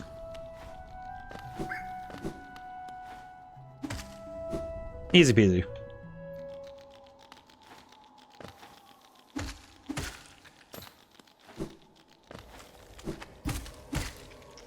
Whoop. I do appreciate that they put the spirit way out here instead of in the boss fight itself. I like where they place where you die the spirits. I appreciate that the spirits let you have a genuine chance to catch back up in a way. Oh, the other one stays dead. Okay, cool. That's helpful. It's also a lot easier of a fight. Yeah, that is a lot easier. I thought they were gonna respawn. Oh, whatever. I'll take what I can get. The music keeps resetting.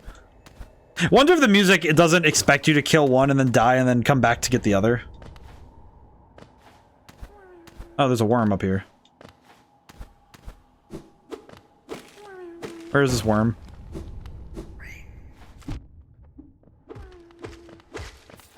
He's even saying it. There you go. Ow! Be released from your be released from your mortal prison. Whoa! And that area just has disconcerting string. Balder shell. What does this do? Protects its bearer. Use it with a hard shell. Shell's not indestructible. Will shatter if the. Oh, that's not helpful at all. It's just a. You mean I came in here for a freaking charm again? I mean, granted, I got like. Oh, I got 200 geo in total. That's also not great. You know, in the grand scheme of how much time and effort it took to do all this, this is not. Does not come out as net positive in my mind. At least I don't think. Ah, well. It's over with. We can leave. Hmm? There's more up here, so... Howling Cliffs. Huh. Okay. Well, they do seem to be having... They do seem to howl. That's... At least the advertising's fair. Not like Silent Hill. That place is loud. Place had foghorns going everywhere. That's funny. You can attack while sliding. I didn't know that. Good to know, though. Why are these what are these Smash Brothers looking platforms? What are these platforms? Oh no. Oh. Oh, that's not too bad. Oh, what's this? King's Idol. Another thing I can't do anything with. Hooray! Anything out here? Okay. Well, the wind pushes me away, so it's fine.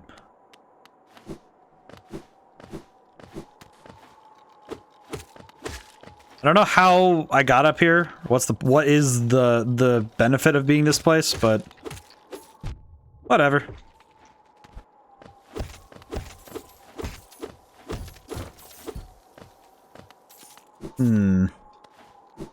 Yeah, the floating platforms I think kind of confused the crap out of me. I'll be honest. You know, the other ones I could at least be like, oh yeah, it's just a representation of the internal spaces, but this is just these two things just float. I don't really understand how they float. Not really big enough of an issue for me to care, but enough for me to notice it, you know? Okay, he's above me. His vertical alignment is higher. There he is. Hello, Orniver. Join the bracing air. We're quite close to Howiness borders and those desolate plains that surround it. In this direction, about as far as I'm willing to go, though it's been a pleasant change from the tight confines of the caverns. Here's a small map for the area. It's a simple one and more for completion, really. Not knowing the full extent of the region can be quite frustrating. Yes. I prefer to buy all of the maps. Okay. So there's something this way. Another area of pure darkness that I can't really navigate without Oh boy, it's that stupid flashlight is becoming way more important than I expected. And I understand I could fumble my way through the dark, and that would be well and fine, but I don't think I want to suffer the waste of time that is doing so on stream. Because if I do so, it'd just be a lot of me fumbling around in the dark without any... There wouldn't be any fun visuals either, because you guys wouldn't really have any... You guys wouldn't really have anything to work off of visually to see, you know? It's like, okay, cool. Why? It's like, you know, you'd just be sitting there like, oh yeah, cool, he's moving around in another dark corridor, you know? It's like, okay, whatever. And even still, I don't think it's intended by the devs to go through those areas without the flashlight, so... The Lumalight thing, or... My brain is... I try to use the correct verbiage when the game gives me a name for something, but... Sometimes I call it what I see it because it helps me remember. Helps me recall the important information. You should probably heal. I'm liking the spore heal, like having the damage over time thing pop up when I heal. It's pretty nice. Statue. Gorb the Great Mind. He has a big head. He kind of looks like Pappy's first Eldritch Abomination to make a deal with. Pretty cool. Oh, okay, we're good. I was gonna say, I thought I was gonna die there. A lot of secrets, this place. A lot of weird secrets, it seems. Can't really fathom why this place has so many, but yeah, whatever. Kind of, I can dig it. Definitely not my favorite place. Definitely just kind of a... This has the feeling of 100% optional area. Feels kind of like I'm trying to think of the place. There's a few places in Dark Souls 1 and 3 that are fully optional. There's that certain amount of openness to an area that's fully optional that you don't really gain when an area is required, you know? When an area is required, they want you to be focused. Okay, I'll come back to that, but... I want to go to the bench here so I can... I would like to at least have the bench here, you know, I've sat in it and I've updated the map. Might be something worthwhile down here anyway.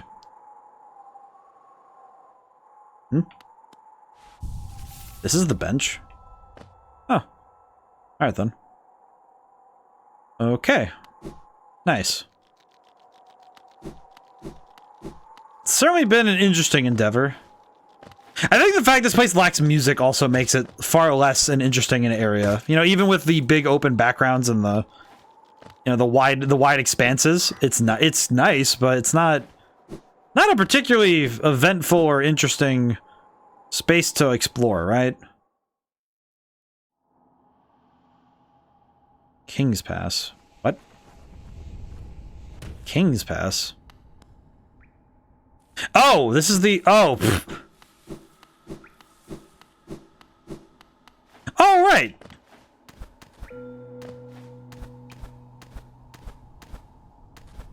Ow. That's right, I remember now. This area that we weren't able to check out earlier. This whole thing. Where does this take me? Oh. Oh. What? But why do I need... Did I miss... Wait, okay, did I miss something? Was there like an item or something? Or was there something I needed in there? No. Not at all. Then... Why have this? It's just a platforming challenge. It's just there for the is it just there for the sake of the practice? To what end, truly, am I there, then? Oh, the funny mirror. Oh. Oh, that's right. I had to go back through the tutorial area. Kind of funny that I accidentally oops myself back into King's Pass. It's not even... not particularly a worthwhile endeavor, is it? It's just, okay, cool, I get to go back through the tutorial again. Is there a reason for this, or is it just... is it just here?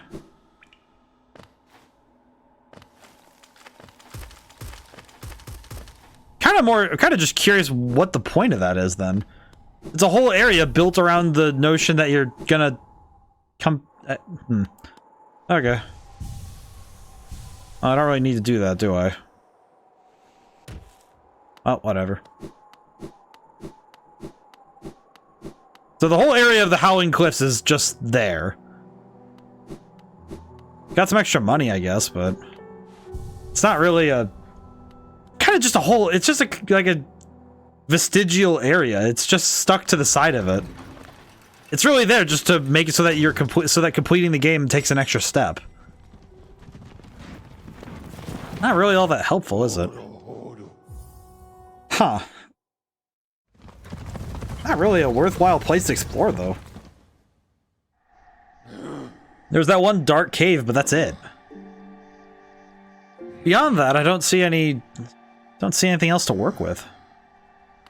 I guess from here I could go see if... one thing I do need to check is if those red thorns can be bounced on. Because if I can bounce off of the red thorns, then I could go try and explore that deep tunnel over there. Ow.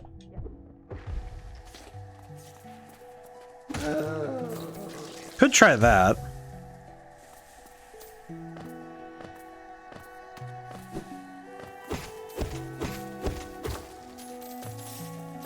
Oh, shortcut. Very good.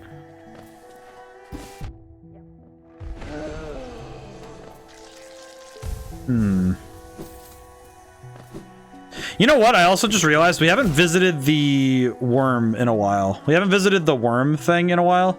We haven't visited the hunter in a while, so... maybe after this, I'll just go visit them and see if I can get some money out of them. I know the worms give you... I remember the worms give you money. So that might be... that might be worthwhile. Ow. Well. This is also worthwhile, because we've opened up a shortcut that we didn't have earlier. That's actually kind of nice. Okay, now the big question mark of the day is, can I bounce off of that? I'm gonna guess the answer is no. I'm gonna try it once. No. Okay, well, wait, hang on. Nope, okay.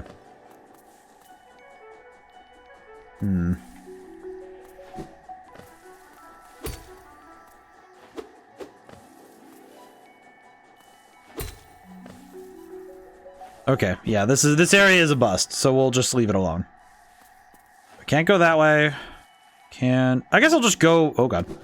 I think I'll just go across to the hunter. I'll go see the good hunter and see if I can get reward for my efforts. Okay. Funny lore rock, which I do not understand. That's another... I guess that's one thing about this game that I haven't yet really grappled with, is the story.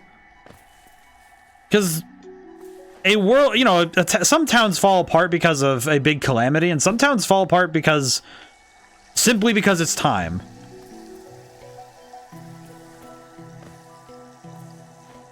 Okay, that wasn't gonna work.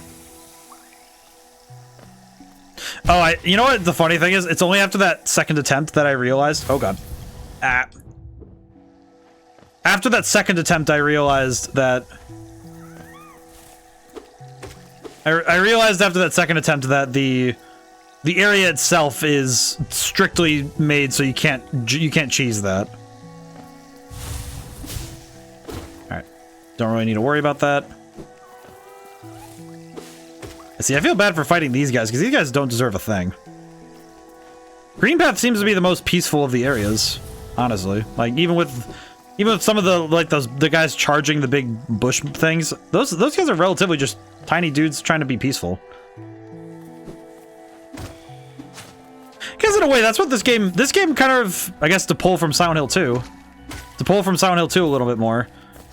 It feels like you're just kind of encroaching on someone else's issues by showing up here.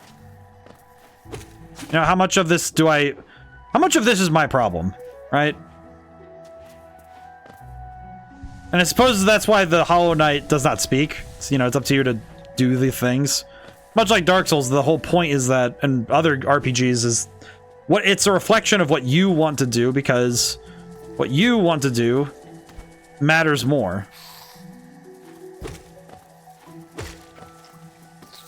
So if your Hollow Knight is uncaring and isn't really worried about the woes of this world, probably just gonna leave this place like, yeah, it's not my job to deal with some of these things. Pretty sure those would be the players like me who are tempted to leave Zote behind. You know, just a lot less of an impetus to be helpful in those situations because it's not within us. I do so anyway, simply because it's a duty, not a requirement. Good number of things don't really require you. You're not really required to do a bunch of things. You know, you're not demanded to be of assistance, but it's nice to do so. It's inherently intrinsically valuable to be nice to people. You're seeing right. The hunter's quality. Hollowness, creatures fall in your path. Don't stop now, little squib. Many more there are to find. It's to stalk and kill. Okay. Well, no rewards here yet, but probably well enough that he's like approving of us murdering the crap out of things.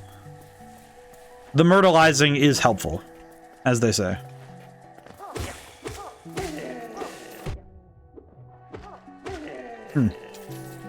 Well, now we have to find our way. I am now beginning to realize I don't actually recall where the worm is. I think it's in... I like to say it's back over in the... It's in the Forgotten Crossroads. I just don't remember where. Because he's in a big room by himself. So I need to go back across to the Forgotten Canyon.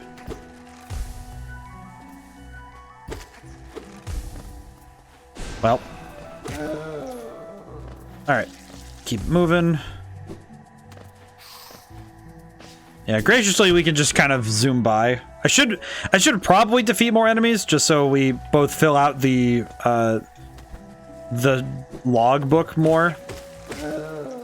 Actually, come to think of it, oh god. Oh, we're good. Nothing happened. Let me see something. This. Okay, how much? Okay, so each enemy... Oh god, 100% of this must be a pain. So if I can defeat more enemies of every kind, you get more information. Defeat one more to decipher Hunter's notes on Hornet? Why? Interesting that the Hunter would even have notes about her, but whatever. Kind of confusing. I'll take it, though. Thank you for the stretch and hydrate, Emeraldo. I'll stretch first. Oh, boy.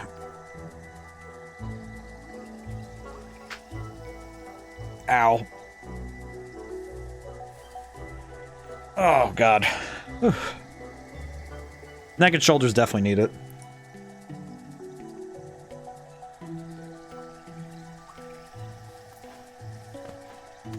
Alright. Feeling hydrated and stretched, so... Ow.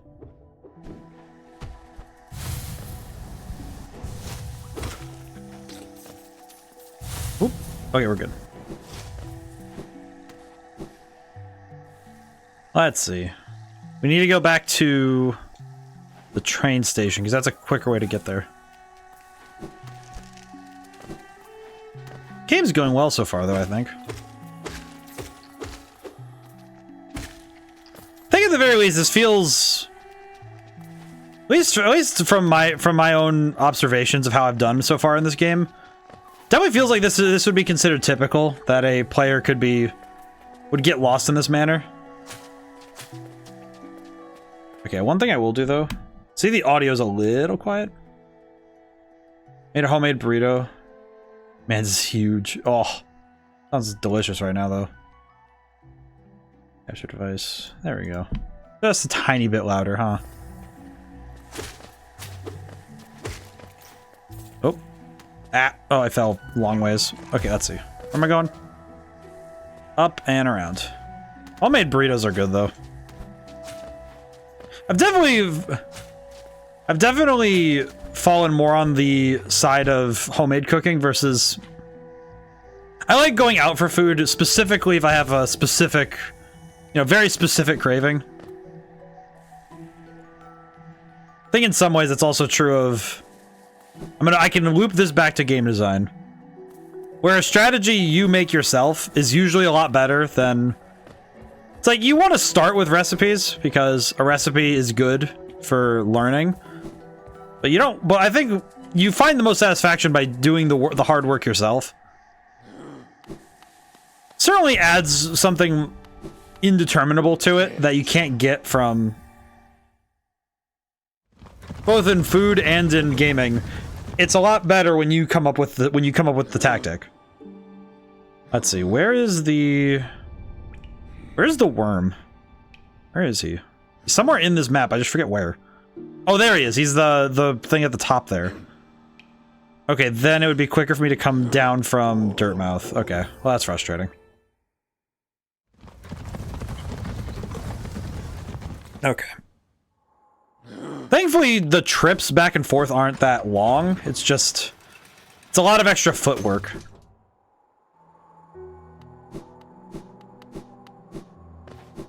But, yeah, I think it's true also with... it's, you know, looping it back to game design itself.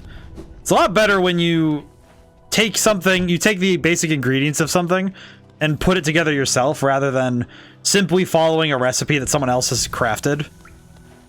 It means less to you to, like, for me as a game designer, I like using mechanics I like and using ideas I appreciate, but it's a lot less fun when you just wantonly steal a recipe. Hmm? Oh. Wow, he just gave me that. Holy crap, really? Oh, he is actually just handing me a million things. Okay, so I actually got a mask fragment from him. Okay. So I have an additional health segment. Very cool. And the grub song. What is a grub song? What is this thing? What is... oh, there it is. It's up there. Gain soul when taking damage. Oh. I love these little guys. Alright. It was nice to do this. This was a very worthwhile detour. I think. Very worthwhile. Also, we now have we have almost 800 geo. So we are almost there on money. There's not really anything else here I can mess with, I don't think. There's a dark path on the far side, but I don't think I can do anything with that. At least I think it's a dark path. Might just be that it's a large vertical thing that I couldn't do the thing over there, so... could go check that out, at least. Probably going to be a dead end, but might as well check it.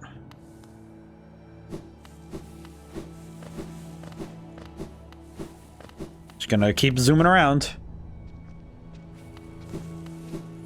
I feel like the Mothwings are the speedrunner's favorite, the speedrunner's favorite tool. I don't think you speedrun at all if you're not going for this early. There's probably an early way to get it, right? Let's see. And if there isn't an early way to get it, it's probably something... oh, wait! I remember now. Hello. And keep working without sleeping. It's fun. Every once in a while you come to visit me.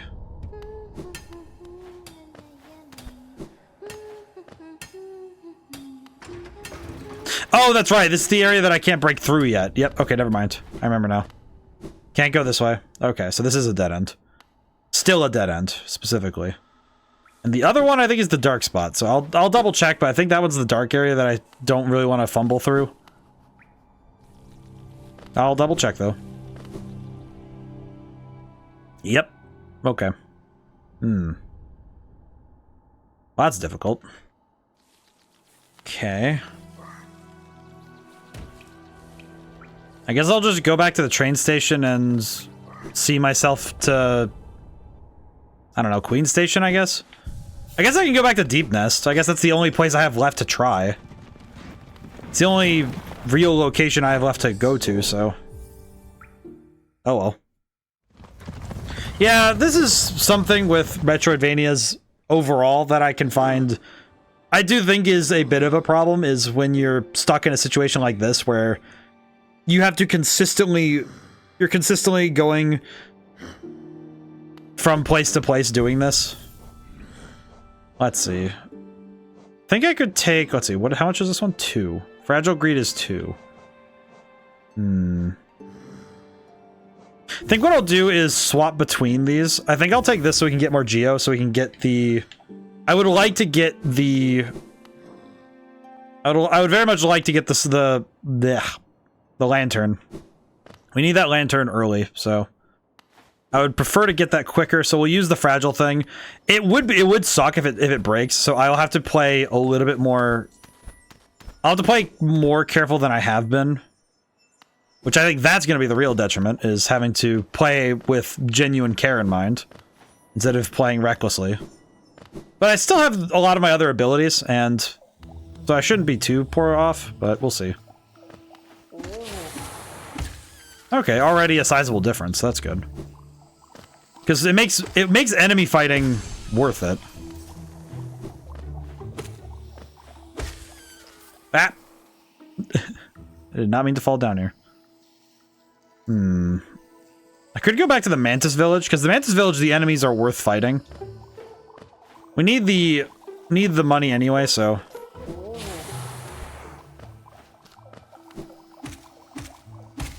Yeah, the money's worth it. The money is 100% worth it. Because the extra cash will be good. Seems to be a percentile-based thing, though. Ow. Ow. Definitely seems to be based on a percentage of the amount the enemy normally gives you, though. So... It's not a huge difference with these guys, but with the enemies that cost more, it's probably going to be worth it. I think the one I can think of off the top of my head that's going to make it 100% worth it is the big spiders. I think that one area with all the spiders, I wish I could be wearing this and go fight those again. That would be really cool. Oh god.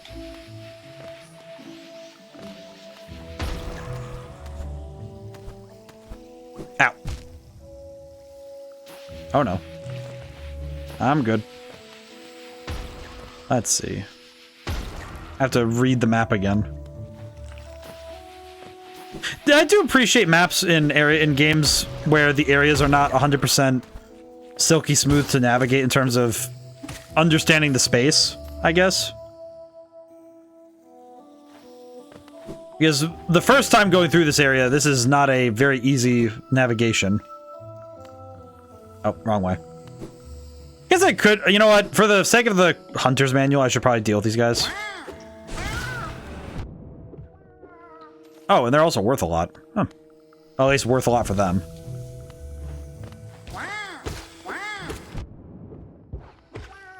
Yeah, worth the money.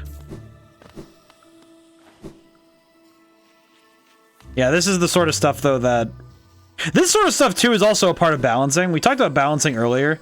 This sort of stuff, like how much money you have when you're playing a game, you know, your finances, that sort of stuff is also part of balancing.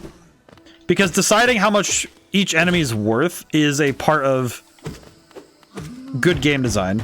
That comes up a lot in card games when it comes to cost. You know, if you have to play, you know, when you're playing Magic or Yu-Gi-Oh! I think especially Magic, the cost of a card is deeply important to its balance. I think a card like if a card is going to cost 1 versus, you know, one that costs 2, you don't want the card that costs 1 to be so much better than the one that costs 2 that it doesn't justify its own cost. So you have to balance out your cards accordingly. Same with anything else, you know, in RPGs, you don't want an ability that costs 5 magic, you know, if you use like MP or something.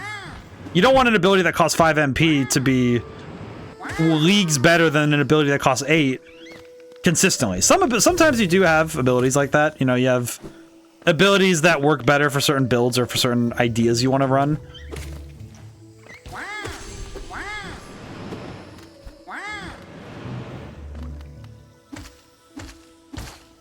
But it's definitely key to make sure that costs make sense.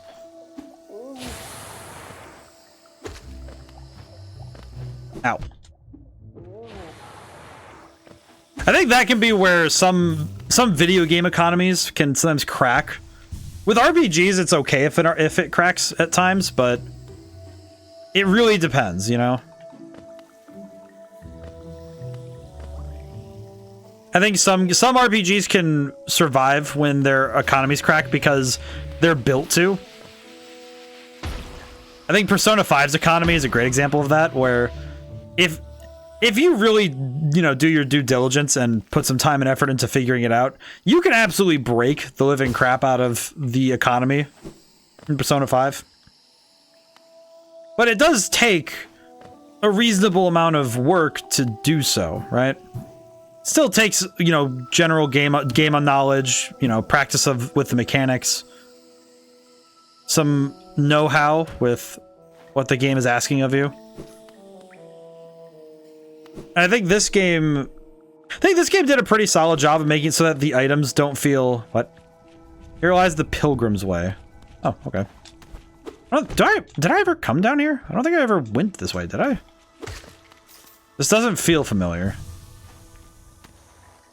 Oh god.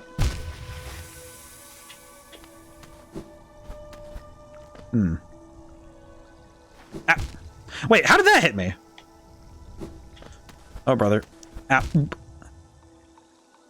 Okay, game. I see that you're gonna really... Wait. Oh, I see. Aha. Bing bong. That's very cool animation. That's a very cool animation. I like that a lot. Okay. Ah.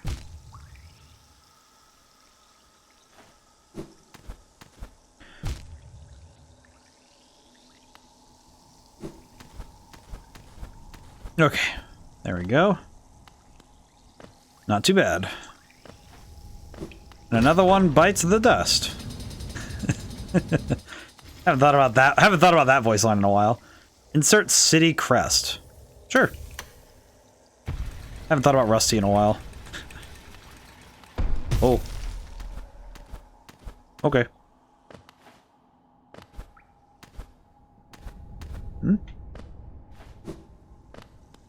Oh, money. Nice. I haven't thought about Rusty from Stelglo in a while.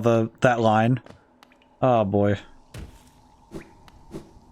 Thought about the triangle strategy one a while ago. Oh. That wasn't too bad.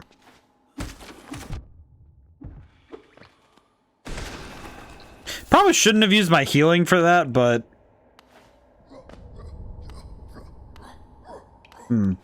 Yeah, I don't trust that.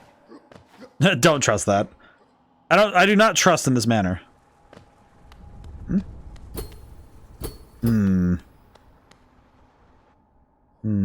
Okay.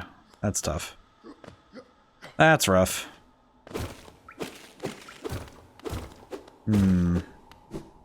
Okay, that's a problem. So how do I handle this? I guess if I can get around him, it won't be that big a deal. So I think you're just fighting him outright might be a problem. Yep, it's a problem. Oh no. Yep, we're gonna run. Okay. Just have to be careful. Ooh, okay. Yeah, we'll come back up and try and deal with that guy later, but I would rather have health and a bit less trepidation. Never mind, this guy's easy. Oh, I could have fought the other one. Yeah, that was really easy. What? That was a lot easier than I anticipated, really. Don't talk smack. Never talk smack, ODaM. Oh, God. Never talk smack about your enemy. Underestimating enemy is the fastest way to lose. There we go.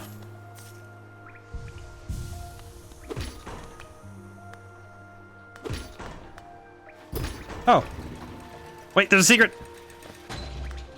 I saw it. Secret. Inspect. The great gates have been sealed. Okay. Okay. Just, oh, okay. Oh, hey, man. Hello. Capitalize the forest, my friend. What silent place seems that, and one that holds the answers to many a mystery. I too have felt to pull this place, though now I sit before I find myself hesitant to descend. Is it fear, I wonder, or something else that holds me back? By the way, where's that blacksmith again? Rain pours down from cracks in the stone above. There must be a lot of water up there somewhere. Suppose if the roof cave stayed more strong than this should hold for us. Where do I leave this kingdom? I must see where I'd like to see where all that water comes from. What a sight it must be. That's nice. I guess we found a way forward. If a strange one, we did find a way forward.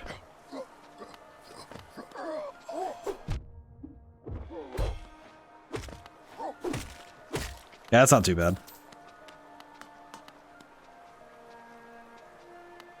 Not too bad at all.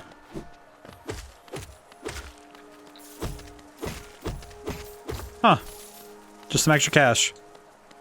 Yeah, by the time we're done here, we'll definitely have enough to get the Lumalite. I saw that. Okay, hang on, I saw that. Yep, platform.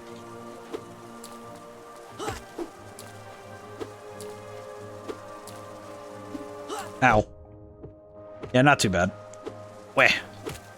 There we go.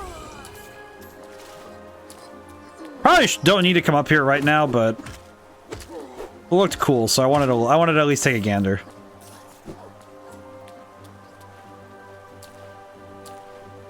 Again, I do find it a little confusing that the platforms just float and hang in the air rather than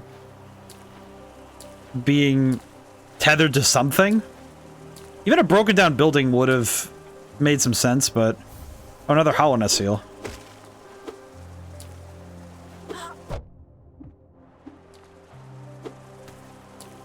Okay. Well, easy peasy. Ah. Yeah, this area's... The design is fun, but I don't think the random floating platforms do it for me with this game. Because there's a lot of areas where the platforming is diegetic to the world. So having just random floating platforms feels a little weird. Like, it makes sense on a, you know, platforming standpoint. The space makes logical sense. But makes a lot less sense on the, you know, like, on the aesthetic side. It looks a little weird. Bing bong.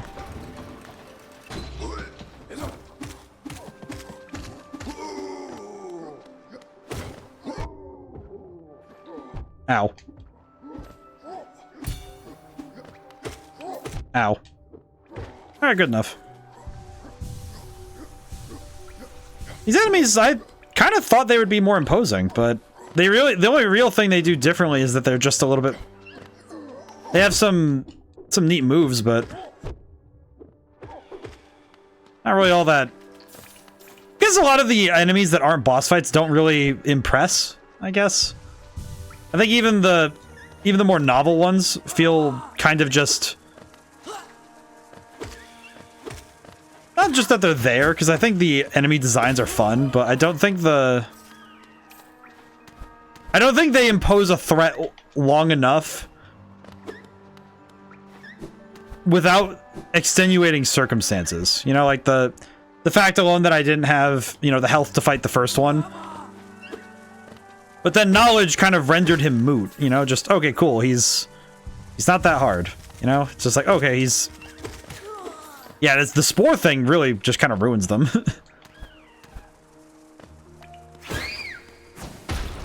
Yeah, some of these enemies are less... Sort of feels like, you know, like, knowledge obviously makes an enemy far less problematic, but... In this game, I don't think is going for hardcore difficulty, but it does mean that once you've seen it once, it becomes a little bit harder to retain your... It's almost like it's hard to retain the surprise of that first encounter. Because the enemies themselves are not... They don't really extend their... They don't extend what I say shock value, but more in the sense of when you first run into any enemy in a game, there's a amount of power they have over you that comes exclusively from... Oh, whoops. I didn't mean to do that, but I'll take it. Uh-oh. Ow. There's a certain amount of power an enemy gains from your first time approaching them, that once you have that knowledge, it reduces their capabilities of surprising the player. Obviously, when you have other context to put a enemy within, it allows you to have more, you know, more. It allows you to do new things with the enemy, but with some enemy types, I think it can be really tough to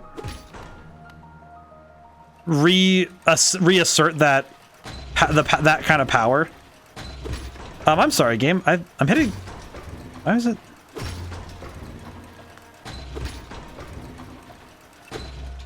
Okay, that's why. What?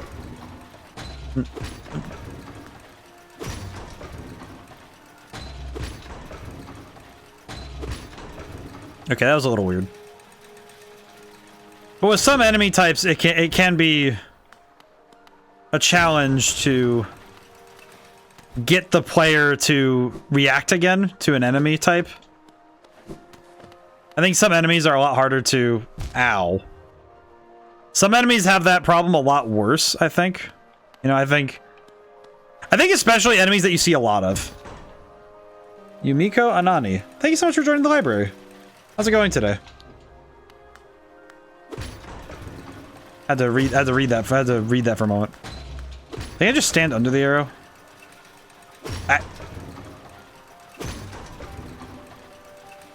Why does it do this? Very much wants to fight me on this for some reason. I'm not sure why it wants to fight me on this, but it does. I still don't have a map, that's right. Ah. Oh, that's right, the ad break. Hello. Son Gian. I'll wait until the ad break's over, but I'll thank Yumiko again. Come across many interesting items on your travels. Oh, that's right. This is the person I can sell. Sell items. They're common finds. I very much enjoy deciphering their text. Read together, they paint a morbid tale. Some tales unkind to the most who traveled in the ruins. So this is the guy we sell. Trade for Geo. So I can sell these to him and get items and information. Interesting. Do you know the King's 5 Great Knights revered mentions and only as a group? Also, since the ad break's over, Yumiko, thank you so much for the follow. Thank you for joining our library. I want to make sure I said it while it was not on the ad break. Let's see. So we have all of these Hollow Nest seals to sell too. Might as well get the money. Other one? There's a little information we glean from each, mind you. They keep a nice shine about them. There's nothing wrong with appreciating something purely on aesthetic merits. That's fair. That's a fair statement. Sometimes you do just like... Sometimes we just like things... Sometimes we do just like things because it looks cool. There's totally a statue out by the city's entrance depicting a large knightly figure. Could be one of the Kingdom's Great Five. I'd have looked it over myself, but the gate's been long since shut tight, and there's too much hassle taking the long way around all those blasted husks about. Huh. King's idol, huh? Hollow Nest King was an elusive figure deified by the citizens. The king rarely seen worship was offered through these idols. Expert craft among them. Velmi art. Interesting. Velmi. Look closely, each idol is subtly different. There are fine engravings about them, take some time to decipher. Suppose each was tailored to the owner, a personalized symbol of the king's omnipotence. Helmet del. No, rocks on you. If you manage to find any, I'll give you a fair amount of geo for them. Yeah, I'm up to 5,000 now. So once I'm able to return... When I'm able to return to the surface, I will definitely be able to buy the lantern, which will be good, because that means we can finally go into those dark areas. That's right. I keep checking the map as if the map will tell me anything. Oh well. Not much I can do about that.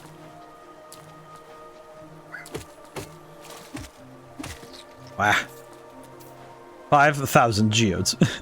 I have the... Kind of easy to... I feel like that moment alone kind of just warped the entire... I was talking about the economy of the game earlier, and I think that just kind of warped it in a way. Because now I just have all of the money I could ask for. And then some.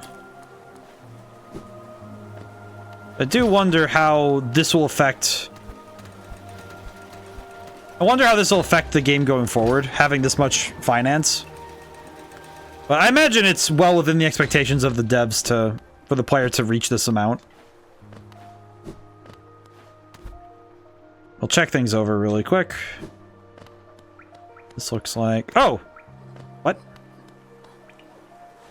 Wait, I'm back here? How did I come back here? Oh, whatever.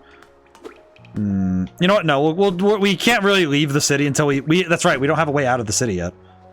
That's right. I remember now.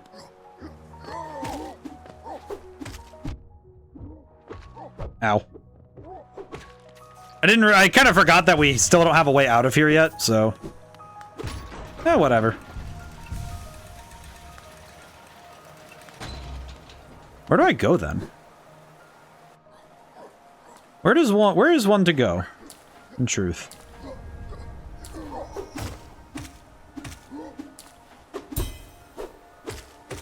Ow.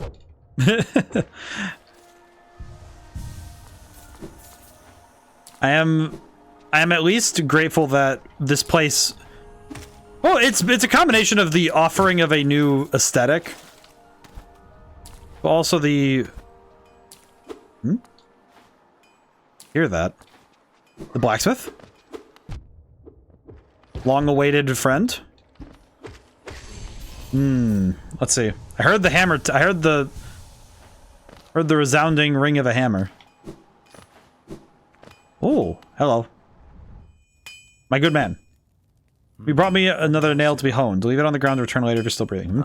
Oh, I thought you were someone else. What a nailsmith are you? Well, you found one. Not much for talk, but if it's a nail that needs repair, you come to the right bug. Nail's on quite a sorry state. It's obviously not one of mine. So anything you find enough effort and skill, even that broken blade. You can reforge your nail. A geo to strengthen nail. Yes. As long as we have 1,800, I will gladly pay as much as I need to refine my nail.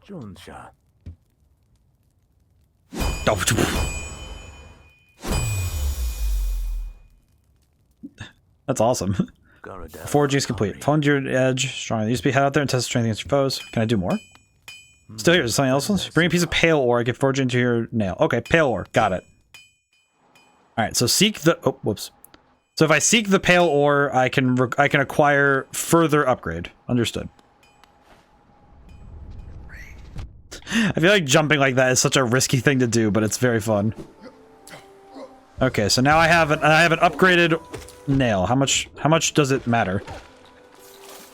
Okay, that's an entire swing's difference against the enemy. That's really strong. So basically, it takes one less swing per enemy to deal with, which, yeah, because that's one hit. Okay, so that's basically it basically doubled my attack. At least at this point. It'd be more like, for the weaker enemies, it's doubling. For other enemies, it's... The percentage is different, but it's still a... Subtracting one attack from the amount of time it takes to take down an enemy is a lot.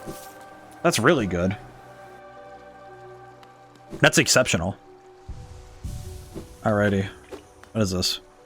Mechanism with a simple keyhole. Okay. Well, nothing I can deal with right now. I'll just keep moving. I'm gonna send the foxes back for now.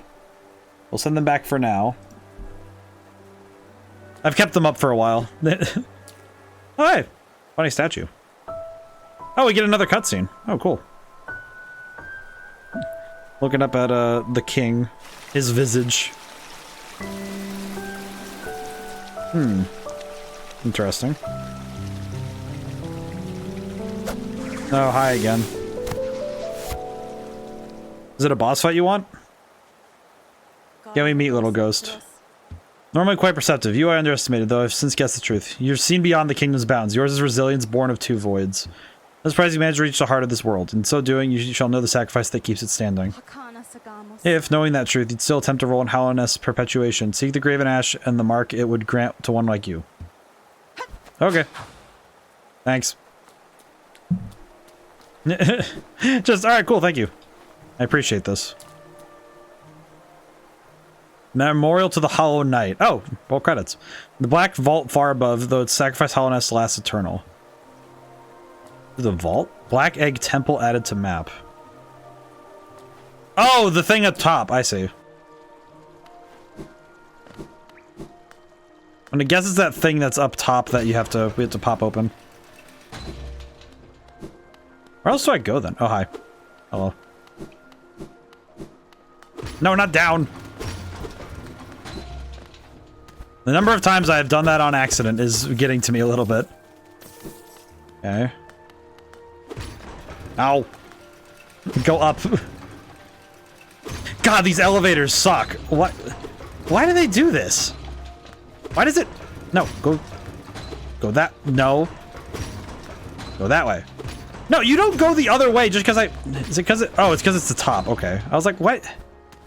So that happens even when I don't have the freaking... Oh, hello.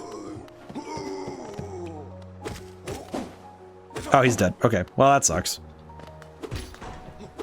Up I go. Ow.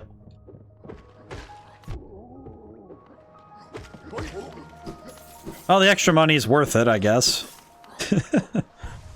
Alrighty. Well. Nope. Wrong stop. Nope. Also wrong stop. Oops. Oh, boy. Yeah, I need to find my way back up and out of here, but I don't know how to... Don't know where to go from here. I don't really know where to go from...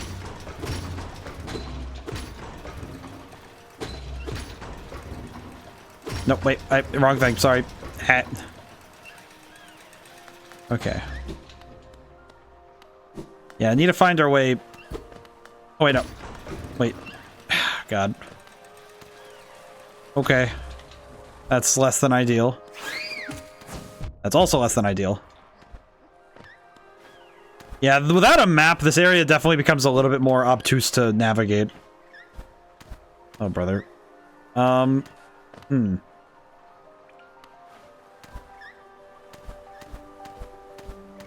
Yeah, this is gonna be a bit of a difficulty to maneuver.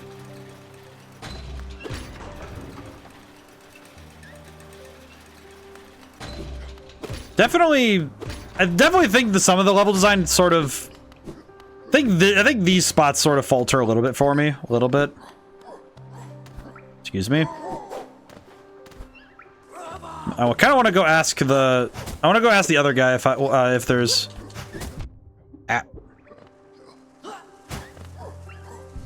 Well, now he's stuck up there because he doesn't know how to get down here.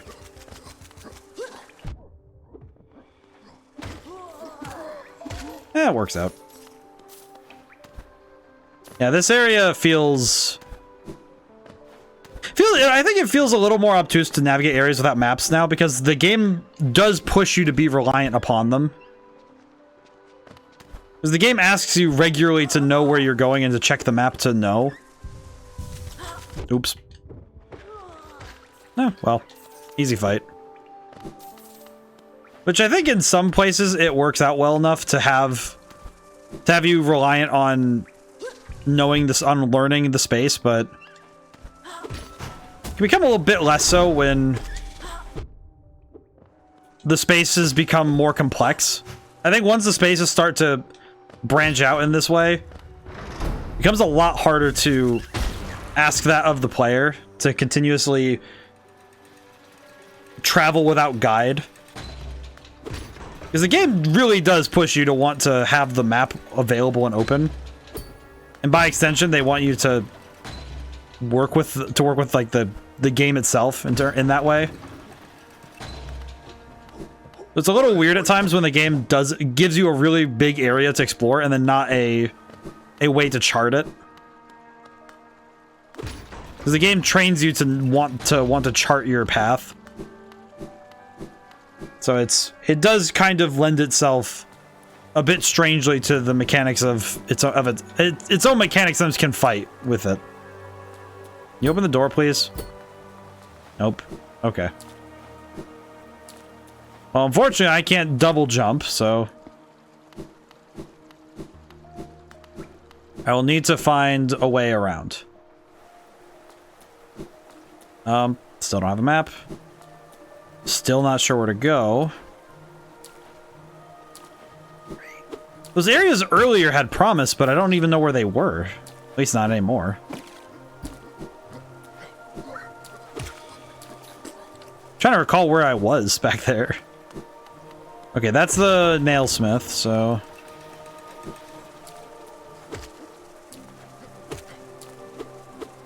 Oop. Almost fell. Oh, there goes all the money. Oh, and also my way back down. Okay, well.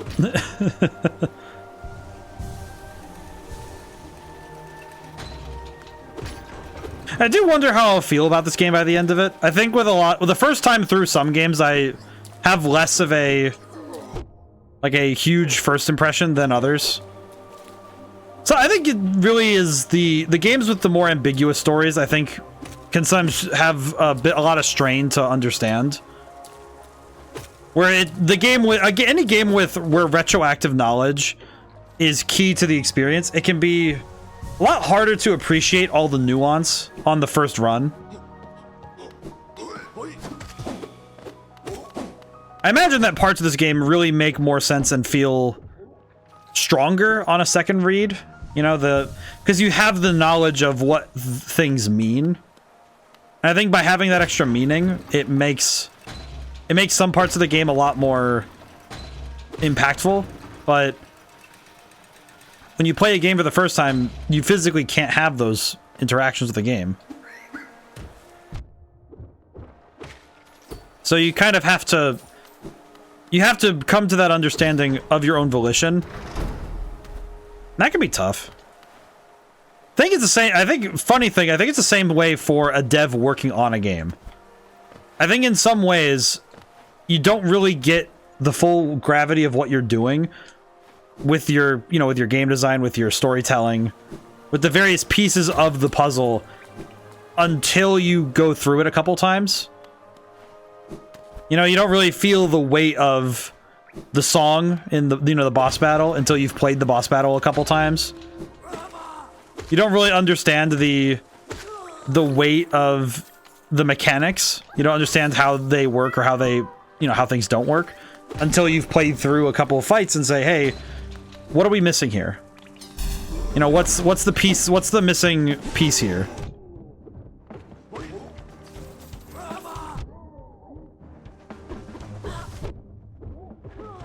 This is a lot less difficult to fight post-nail achievement.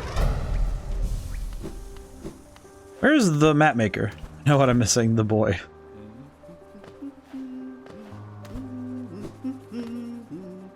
Insert Geo. Yes. I'll get my boy back. Boy acquired. I will say, the bench is kind of funny. Pay for bench, yes.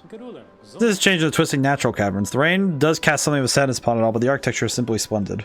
Trying such a different space is quite the challenge, but one I've eagerly undertaken. Here's a copy of my achievements. Yes. I will pay money for map. Yes. Okay. There's the blacksmith. There's a thing up there. Pathway I don't know. I'll go check this out first just to look at it. Nice architecture. Yeah, the architecture is quite exceptional here. I do like how this place looks, even if it's very sad looking. I can appreciate it. Its sadness is something I can appreciate. Oh. Ow. Whew. Alrighty. Gotta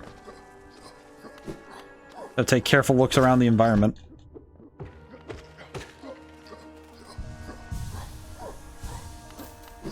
Definitely been worth it to gather the extra geo, because now I have... It'll add up over time, for sure. And the combination of the extra geo and the time to use it properly. Imagine other things, other parts of this game are going to be a lot easier now that I have an influx. Nah, I can go back down and grab that. Well, hey, $6. It was worth it. It was worth it to fall back down. That would have been money lost.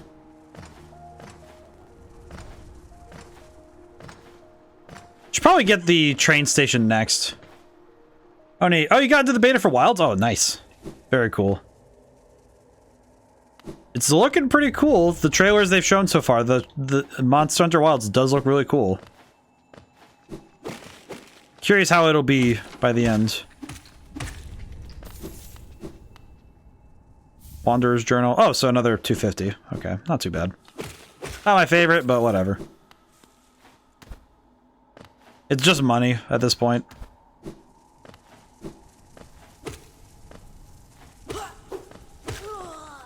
I don't trust jumping on that roof, I'll be honest. A little too spiky for my tastes. Okay. Up we go. Sit at the bench. Oh, it was either Turn of Najarala. Ah, I see. I think everybody has a favorite monster. If you play Monster Hunter enough, you have a favorite monster. I think you don't just have... You don't not have a favorite monster, you know?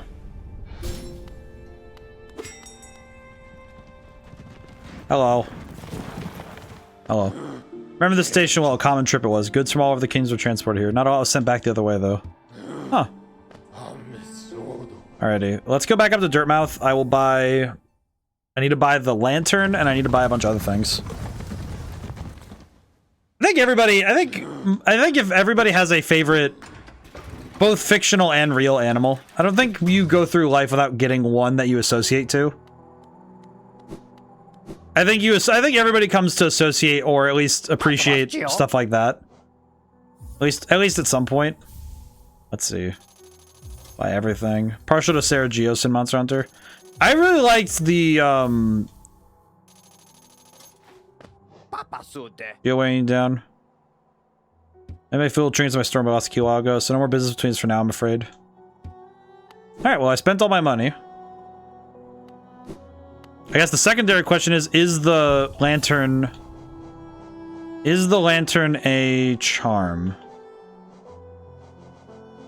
Is the lantern a charm? It does not seem to be. Inventory. Brightens dark cavern so wanders. Okay, so this will just show up when I go to a dark cavern. Okay. I guess I'll go down to Dirtmouth and see if I can go to that dark cave now. I think it's a basic answer, but I really like the Rathalos design. Well, the explosive punch wyvern Brachydios. Brachydios is funny. I like Brachydios. That one's a good one too. I also like the Tigrex. Tigrex is really cool. Tigrex is awesome. I like that one. Let's see, where am I going? Oh. I'm gonna go. Oh, that's pretty important.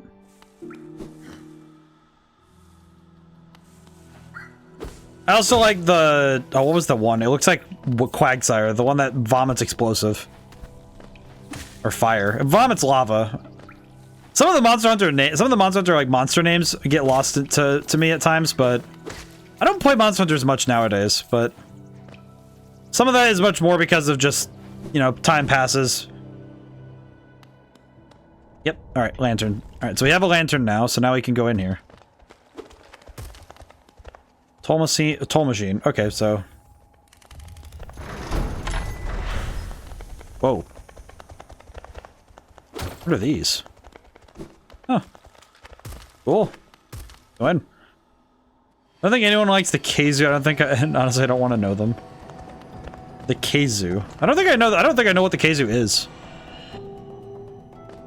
There's also the one wyvern that's the sleepy one, the one that makes everybody fall asleep. That one's both. That one's weird because on the one hand, the ability, like knocking someone out, it would after you look at him. Kazoo. I'll look up Kazoo really quick in Monster Hunter. I don't really know what it is. But look.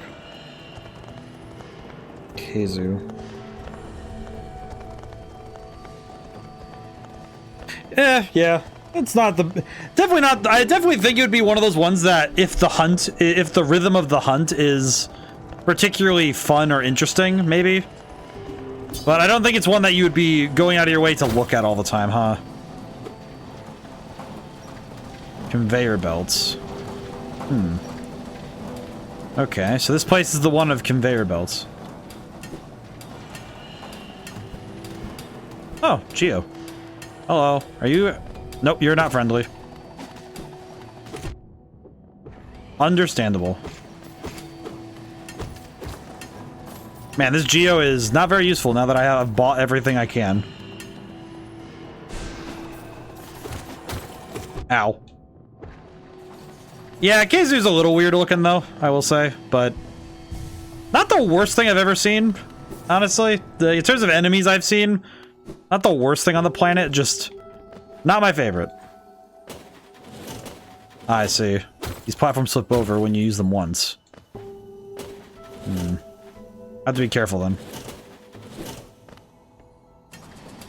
You don't have a map here either, so... Well. Gotta keep it moving, I guess. Oh, hey, worm. Hello, buddy. Ow. Okay, I'll come back, buddy. Just because it's not the worst doesn't justify it. That's an interesting statement to make. I mean, I feel like for some creatures, you just need to go a little bit more perturbing for them to really make sense. Because it's the truth with nature, too, that some animals are just, you know, for lack of a better term, some animals are just weird to look at. You know, I think, like, the bottom of the ocean is home to many creatures that evolved strictly out of the necessity of their environment.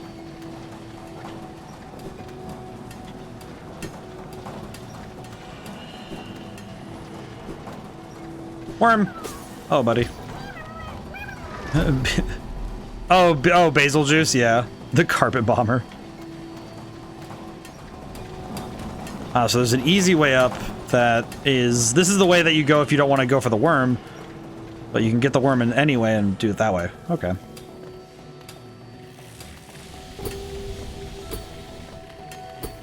Okay, these enemies are impossible to deal with. Good to know. Ow. Oh, it only does one? Oh, that's not too bad.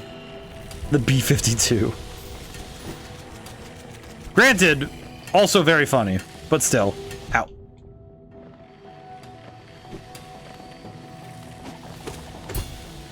There we are. Man, I still didn't find the boss fight in Deep Nest, huh? See the remnants of the map maker, but where is he? Where is the map maker? This guy making the maps, Cornifer is insanely good at maneuvering if he's able to get all the way down here. Hello. Come to scale the mountain? I've heard tale of a summit way up there. Too far for me, though, and I'm not really one for heights. Purchase a map? Yes, please. I'll also drink some water while I have time.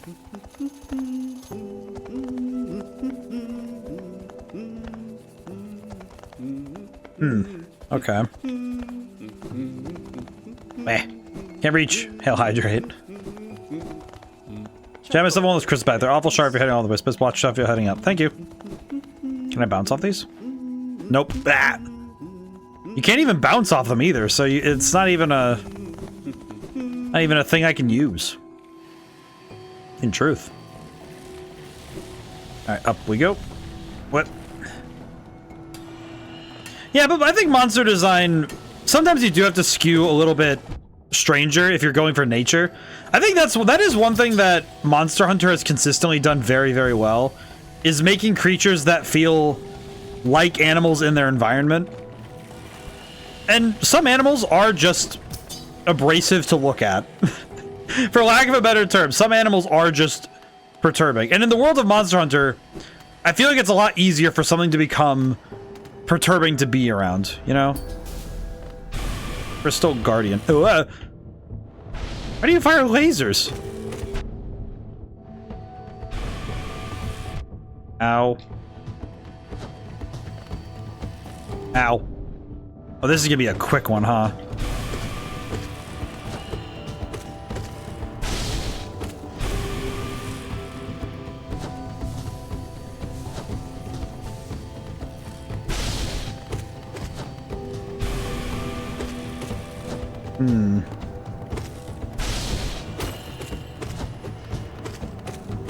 Ow.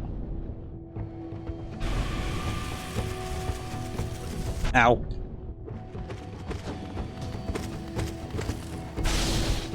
Oh, I was just able to muscle through that one. That's crazy. Okay. Wouldn't you fire lasers if you had the ability to? I guess I would. I guess that makes sense. I guess the problem is what kind of if it's a heat-based laser, that would kind of suck because heat-based lasers would be really hard to use without hurting a lot of people. I don't know. I guess it depends on how strong the laser is. It would kind of suck if I was just minding my day and I accidentally like blasted somebody into oblivion because I fired the laser in the wrong direction. That would kind of suck. I think a fun laser would be fun though. Uh-oh. I don't like the noise that makes. Ow. Ow. How and why? Ooh. Okay, where am I? This connects to the lower area. I don't need to be here. Would be unfortunate. Yeah, I think that'd be the one thing that would make me a little leery of having lasers as an ability is if the laser is... If it's like, you know, Superman's laser vision, you know, his heat vision, where it's a heat-based laser that also has... It has a decent stopping point, and you can control the power. That wouldn't be too bad. Ow.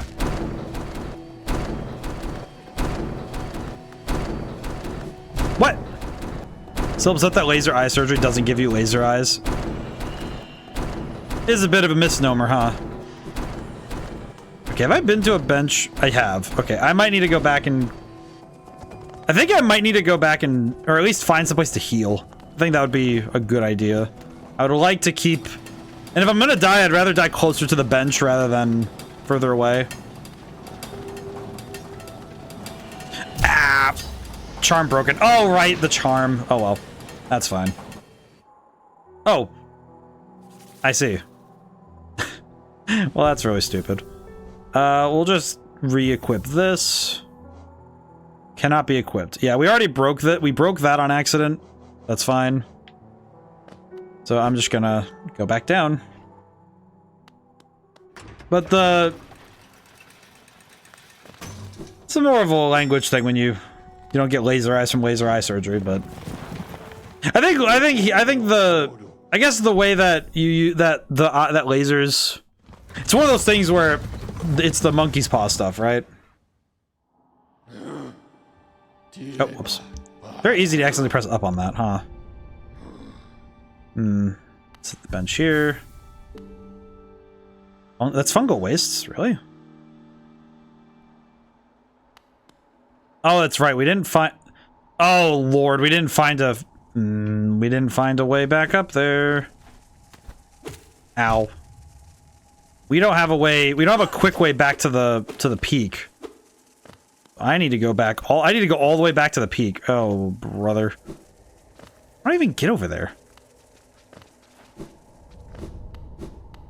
Well, I have to make the long trip back. What is this? Yeah, sure. Not enough Oh, that's right. I don't have enough money. Oh, that's right. I don't have money. Oops. Okay, good to know. How to come back here. How did I get over there again? Oop. Well, this is awkward. We're back to earning regular keep again, and I need to get... You know, it just occurred to me, I don't actually know where to go. How do I get over there? Forgotten Crossroads. Where's Howling Cliffs, Crystal Peak? Forgotten Crossroads? It is. Okay, I need to go back. Oh man, it's such a long freaking trip. It's such a weirdly long trip. Oh, that's right, because we went through the dark area. That's right. It was that dark area we need to go through. I remember now. So we went through that dark tunnel and ended up in the Crystal Peak. That's right. Don't really know where I'm going at this point. I think at this point I'm just chasing whatever thread I can find and reasonably, you know, go after. Because otherwise I don't really know where to go, per se. I just know that I need to get there.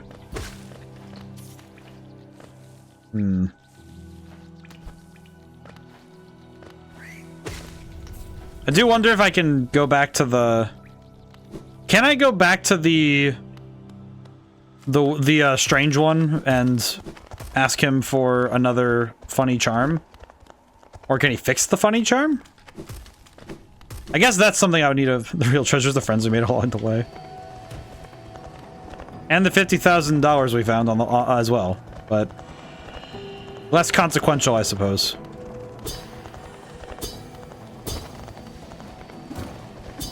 I'm just punching him along. Like, come on, go faster. And the gun I found. Let's see.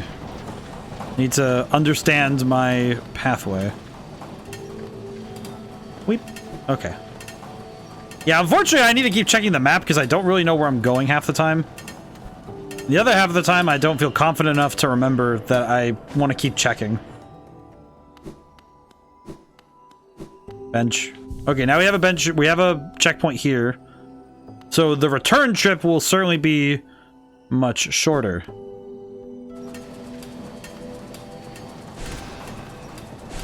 The blessing and curse of Metroidvanias. Yeah, it's kind of been the thing I've noticed most about this game, especially this game, is how much...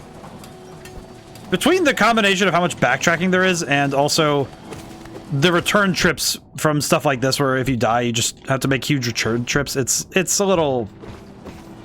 It can be a little bit of a point of tedium to have to continuously make return trips. Okay, up a little more.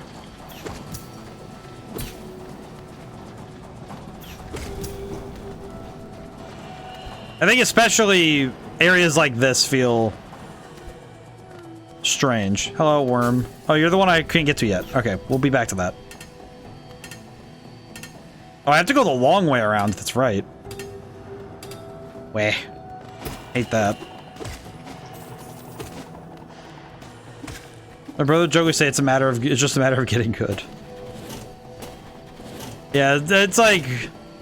Well, it is one of those things where the knowledge is key. I think for a lot of games nowadays, there's a lot of points where knowledge is the key to getting to greater enjoyment. But I think the process of getting to that state of knowledge is the fun part of these kind of games. I don't think the knowledge itself makes the game fun. I think it's that getting to that point where you have the knowledge is the fun part. Like the process of getting to knowledge, I think, is the more fun aspect of these kind of games. But it does mean that if the process of getting to that knowledge is less enjoyable, it can feel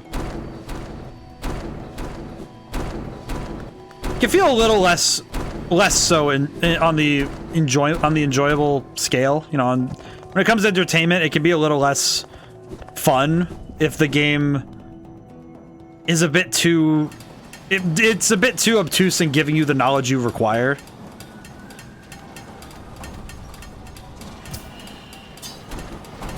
This game has done a pretty solid job so far, but... Where's my ghost? Ow. Where is my ghost? It says it's somewhere in here, but where is it?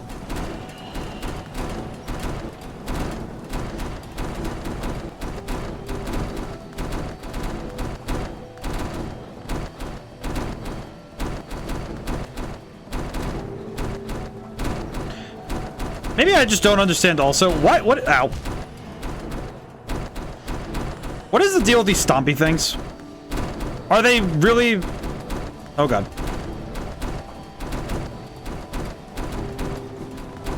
Are they here for a specific purpose, or is it just a matter of...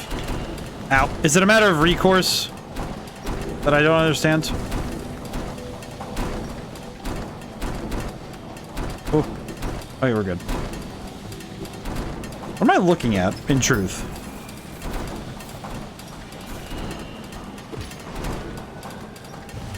Hmm? What did I do? What did I do? The big question, what did I do? Ow. Alright, well, we have all of our money back, so that's nice. Didn't you watch Galaxy Quest? Yes. I remember now. Yeah, because the big stomper thingies. They have no actual purpose, they're just there. That's right.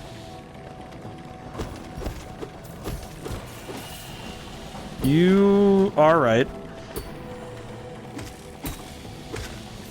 There we go. Okay, up we get out of here. What is this, a union? What is this, a union? The whole union decided that they needed to jump me. What was this? Why? Why? I do recall... Funny thing, that same class, I remember that same writing class, interactive narrative. Same one I had to watch Galaxy Quest for. Very strange combination of movies to watch, though. You know, a Streetcar Named Desire. Even brain-infected bugs agree that unions are good. It just seems a bit of a strange thing to do to get the entire union to come after me, though. Let's see. Where am I going? Ah, that's right. The gross pulsating thing. Yes, of course. To the map guy. Well, we got the map, so... Where else do we have to be at this point? There's up. There is uppies, which we cannot get to. This is where we fought the laser. This is where we fought the laser guy. So we need to go directly upwards, if possible. The upwards is our vector, as they say.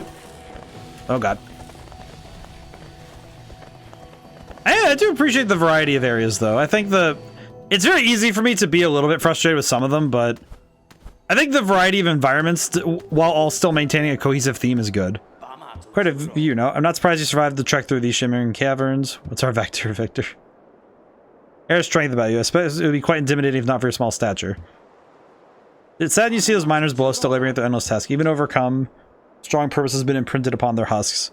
Crystal ore said to contain a sort of energy not as powerful as the soul city with dwellers, harnessed but far less lethal. Strange to know such ancient facts. I wonder where my knowledge comes. Oh, that's nice. See you later, man. I got places to be, I guess. I guess. I don't actually know where I'm going. I guess that is sort of the big question mark is where am I going? What is actually my... It still boggles me. What is my purpose here? Am I here to just tear into the world, hope I figure out the secrets as we go? Where are we all going? Through space, usually. Oh, and I can't make that jump, so... Down I go, I suppose. Not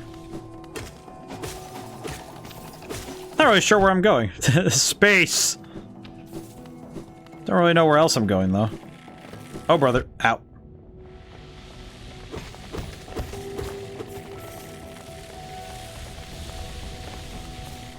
Okay. What is with the conga line of lasers? I appreciate them, but it is mildly confusing. Oh! They can be defeated. Huh. Wanderer's Journal. Another I don't need that. I really don't need that. I don't need money. I want to watch... Oh, brother, where art thou again? Okay, can't go that way. I do find it more often than not I do have a heck of a time trying to get myself to watch movies still. It is very hard for me to sit and watch movies. Hello. You got a chance to see that one? No, I have not. I am notoriously bad about getting myself to watch movies. I do know at least some of it comes down to just the media I take in. I think video games have always been my... They've always been my preference, and I think at times I have to really like fight my own instinct to be able to... So I can take in stories that I don't normally see. It's fun retelling of Homer's The Odyssey. Shopkeeper's key. Where does the shopkeeper's key even go? Ow. Sounds like a fun time, though. Let's see. What else is there? Map updated.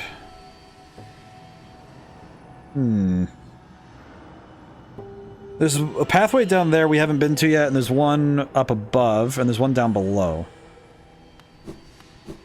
I guess the one down below would be the one I'd want to check next, I suppose. One up there I think I already know is not tenable. No, I think. Yeah, because we can't... This is no good. We go back up there. Song, I am a man of constant sorrow from the movie is peak. I see. I'll need to look up some stuff about it. I know on my watch list right now is the 1980s version of The Blob, because I saw clips of it and rightfully so thought it was disgusting, but also deeply interesting because the like practical effects of the movie are insane. I've never seen a movie with the level of detail, the grotesque detail. And apparently I mentioned it. My mom was like, "Oh, hey, here's I found that I got this," and it's like, oh, it's a 4-pack of horror movies. One of them being The Blob, one of them being Christine, the car one. And the car one, that one actually I just want to see that one. That one's cool. It's a Stephen King. It's based on a Stephen King book. Like that one. Wonder why horror movies are easier to get me to... Like, horror movies and video game movies. Except for Minecraft. Oh, no. Wait. Oh, where am I? Cursed are those who turn against the king. Lovely. Already wrote that one over the weekend on a... on a bender. I see. I understand that. There was a long time where he was just kind of not in a good state of mind and being. I remember I actually have his book on writing. I have his book for and that one talks about both his writing philosophies and his idea and the way that you write, and also an autobiography written by him. There's a lot of stuff there that he talks about that's like, okay, yeah, some of this is personal, but I understand. It contextualizes where he learned writing and the spaces he was in. Very cool to take in. Oh. To protect the vessel, the dreamers lay sleeping.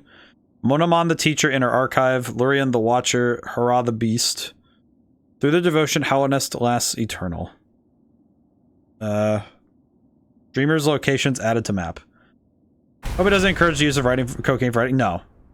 I mean, not really. No. He says that, yeah, these happen, but...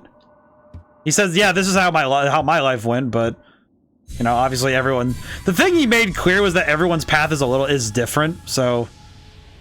You know, he just talks about what happened for him. Okay, these three gave me... a lot to yell. They yelled at me for coming close to them. I see.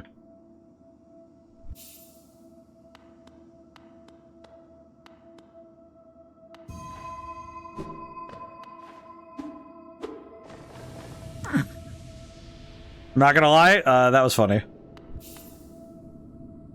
But I think a role like Stephen King, I think is still a good role model for writing. I think the thing about any role model is that you're not meant to be a picture perfect replica of them. You're meant to come to understand what they did and then take the parts that work best for you and leave behind the rest. So in taking in Stephen King's story, I take the parts that I like and understand and can use as my own in my own life and leave behind the rest of it. I think it's kind of obvious that some decisions are just meant to be, yeah, don't do that decisions, not, yeah, this is what happened to him, but what would happen to you? It's like, no. Listen, hello. No terrible fate they've visited upon you. They cast you away in the space between body and soul. Will you accept their judgment and fade slowly away, or you take the weapon before you cut your way out of the sad, forgotten dream?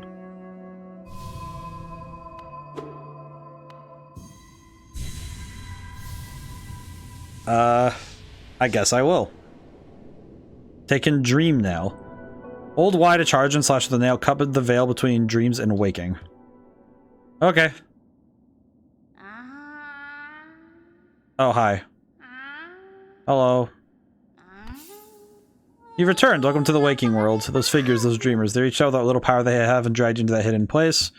Talisman you wield now, the dream nail. We can cut through the veil that separates the waking world from our dreams. Even the dreamers themselves cannot hide from such a weapon. Must admit, the sacred blade has dulled over time. Together, perhaps we can restore its power. You have to only bring me essence. Essence, the precious fragments of light the dreams are made of. Collect it wherever you find it and bring it to me. Once we have enough, we can work wonders together. Into the world wielder, hunt down the essence that lingers there. Collect 100 essence and return to me. I will teach you more. Okay.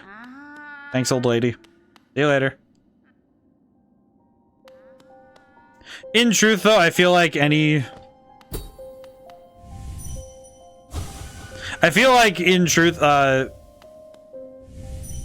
way that I see it is if you require a substance, if you require substance to... You require substances in order to write. I don't think you're actually good at writing. I think you're just good at weaponizing euphoria, which I don't think is actually a good thing. In truth. It's that sort of thing where I don't think being irresponsible makes for better work. The same reason that I don't think staying up for 20 hours to write, you know, writing essays, like some of the people at my college would do. None of it really made for better work or for more productive anything, really. You know, it's not exactly it doesn't make for better writing to simply work harder or to do things that are unsafe to make better things. Not a particularly big fan of guerrilla filming myself, you know, like the idea of, okay, if you're gonna film a movie, oh, we need to do it this way so we can get the footage we want. It's like, shouldn't you go through proper ordinances for this? And it's like, yeah, some things you just don't have proper ordinances for. Make it work. Like, it's not better movie making if you have to do things that are... I don't think it makes someone better to have to do something that's illegal. You just can't. Yeah, I know, but that's when you have to pivot and improvise. Hello. Those who try to lead this kingdom are cursed. Better the rest here until the time sleeps. Hope and freedom. I thought that strength would grant me... Those who have hope. Do you still hope? Challenge the warrior dream? Yes.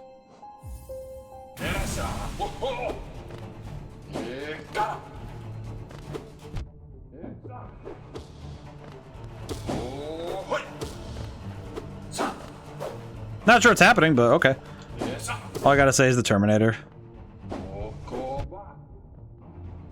Well, and again, what's done, it can't be undone. I can't. It's not like I'm gonna be like, oh, you know, they shouldn't have. It's like, yeah, maybe they shouldn't have, but at the same time, you know, so, like, as you said. Ow. Woo. Sometimes you don't get things without doing something a bit reckless, but it doesn't justify it. Sure, it's like, yeah, the ends can justify the means, but not often and not really.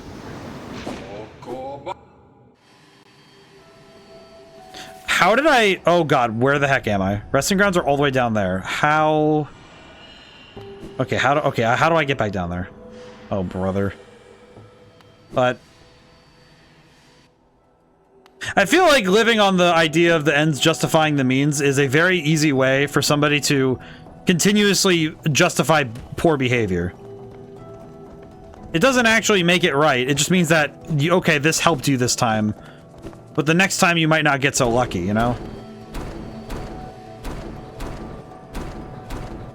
And I think it's sort of like, you know, once you learn the story, you know, post-mortem, you kind of go, yeah, that's not a smart idea. Because of course I'm not gonna, it's like, yeah, the movie, you know, it's like the movie was made in the 80s. I can't, as much fun as it would be to try and pull a Terminator and go back in time and stop them from doing something like that, it doesn't mean anything to say, oh yeah, they shouldn't do that. It's like, well, duh. Of course they shouldn't. Doesn't mean that they didn't. Same with Stephen King. Yeah, of course he shouldn't do this. You know, it's like our modern sensibilities say, okay, yeah, he shouldn't have done that. And he shouldn't be doing harmful substances. It's sort of just a given rather than being something that people would debate over. And I imagine in 20 years there'll be a bunch of things that people will say, hey, they shouldn't have did that. And then it's like, yep, no, they shouldn't have. I imagine that the use of AI art is going to be talked about the same way as something like that, where they just go, yeah, no, they shouldn't have. Shouldn't have done something like that. Hello, ghost. Alright. Hello again. Don't know why I'm here, to be honest. Ow.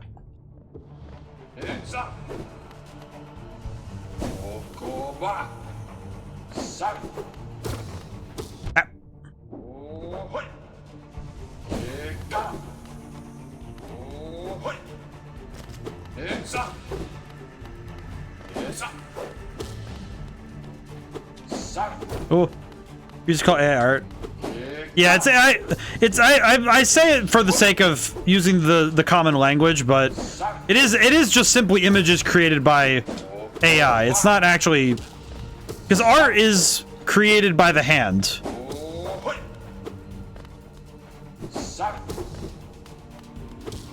So it's not exactly, I don't think it's reasonable to call it art.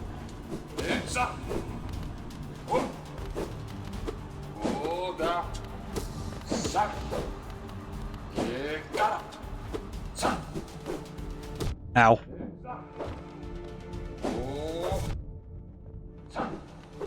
Kind of works in my favor though, huh?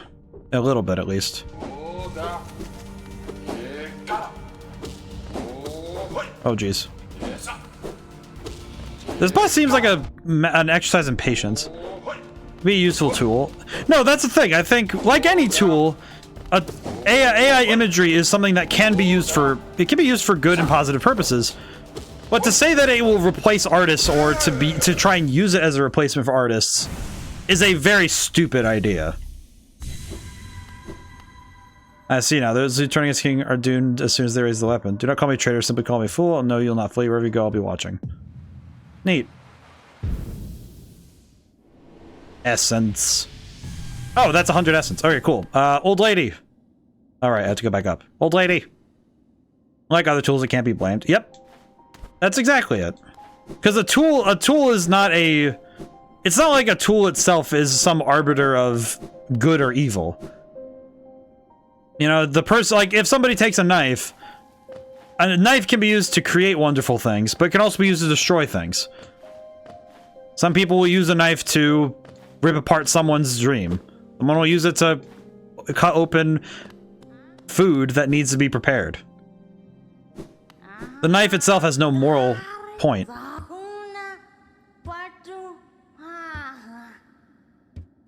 How a nest seal. What? Oh, thanks, old lady. But just, and same with game design tools and game design itself. It can be used for anything. It's just a matter of the tools are there, and it's a matter of the responsibility of the wielder. That's what makes kind of makes or breaks the usage of it. And I know that it's pretty easy to extrapolate that argument as some sort of evasion for certain things, you know, certain tools in our world. I would say something like firearms. is one that I think is very... That is one that is like... You know, it's probably a point of discussion that people could go into for eons. About... It's a tool, but its tool is strictly in an attack. But not always. No. I don't think that that those guys who go to the range and to fire off some rounds and perform and use good gun safety, I don't think those people are the same as people who want to use firearms for genuine harm. Because people who go out to go shooting at the range are more or less just there to have a good time, to let off some steam, maybe even just sit around. Certain firearms should be banned. If you disagree, then I'll shoot you. I don't know. I don't know. It's not mine to discuss, in my opinion. If you lost purchase map of this area. Oh, I see. I have to go up.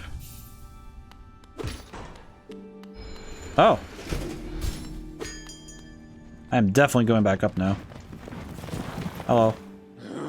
Resting grounds. Passengers come here to conduct rituals for those who had passed. Not anymore, though. Press the dead conduct their own rituals now. It's an interesting thought. But I don't think that... Again, it's a matter of the tool. Obviously, there is some... Well, this bug bus. It is pretty good. But I don't know if there's a moral placement. I still don't think there's a moral placement. Hello. Map of the resting grounds. We'll just buy everything. However, told me found some interesting graves and shrines. You can use these pins to mark down those. Interesting. Thank you, lady. But again, I think that... Find this in the old mines, perhaps? Oh, this is the shopkeeper. Oh, this is his key. Okay. I see. Elegant key. I'll buy the key. I think I'll buy the key items, you know, for lack of a better term. And he lets you run around quickly and tirelessly as though you're young again. Or so I'm told. Alright, we'll buy these because extra healing. But yeah, I think... It's the same... For me, it's the same as storytelling and... The way that storytelling and, by extension, the way that art and media can be used.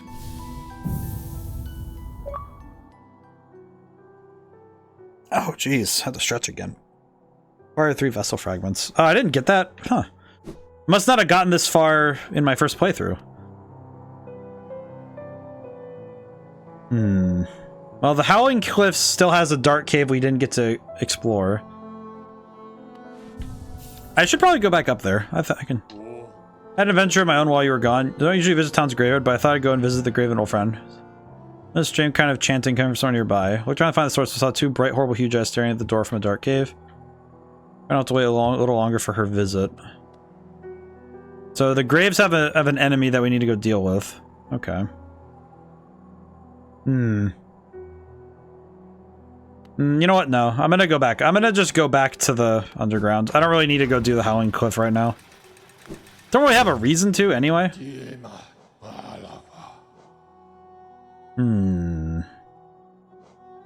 I guess I'll go back to the resting grounds. Not really much else to do right now.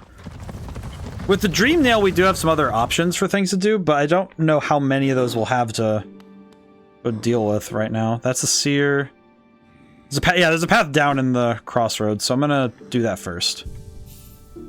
Yeah, but in any case, I don't need to get into the... I will not be the one who dives into the politics of anything. Not because of any sort of hesitation or cowardice, just an understanding that it's not a debate that I need. I'm a game designer. I understand my place. There is a time and place for me to debate those things. It is not here. Wait, what? Huh.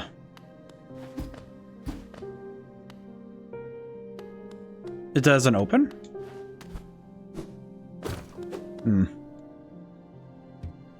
Okay. Well, I guess there's nothing... Alright, well, never mind. I guess there is nothing else here. Well, that's a shame. Alright. Hello.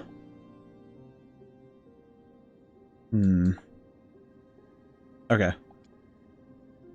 I don't need the text to come down that slow, but okay. Let's see. So there's nothing else here right now, so we'll just need to... I guess we will need to go somewhere else. I could start by going back to the city, I guess? I don't know. Welcome back. But yeah, I think there are some topics I don't really broach on chat because I just don't think it's the place. Let's see, we have that. Let's go to Forgotten Crossroads. I might as well go check the... Hit the bench. Hit the bench? Like back at the resting grounds? I mean, use it. Oh, hit the bench. I will use this bench because we're going to the... Let's see, where am I going now? We need to go back. Well, I'm gonna go up to that. I'm gonna go up to that thing, the thing up top.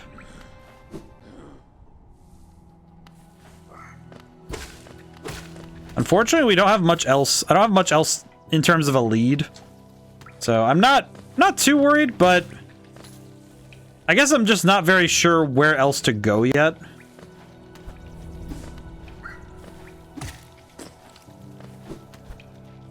And some of that can be... This game definitely has a bit... It's one of those things that I actually found while writing the last story. I found while writing the last story of my... I've been writing the short story collection that I'm writing right now. The last story I'm doing for it is a choose your own adventure style, you know, story. So it's a lot of those, okay, if you want to go this way, turn to page whatever. If you want to go this way, turn to page, you know, the next, you know, turn to another page.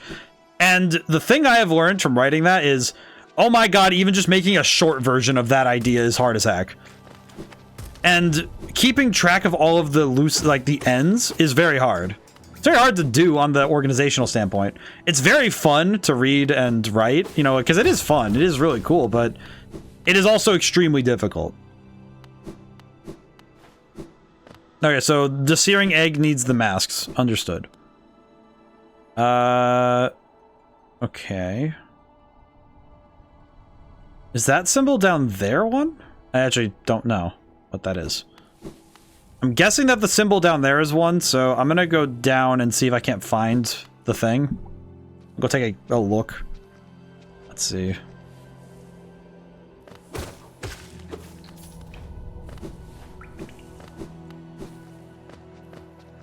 Need to remember where I'm going.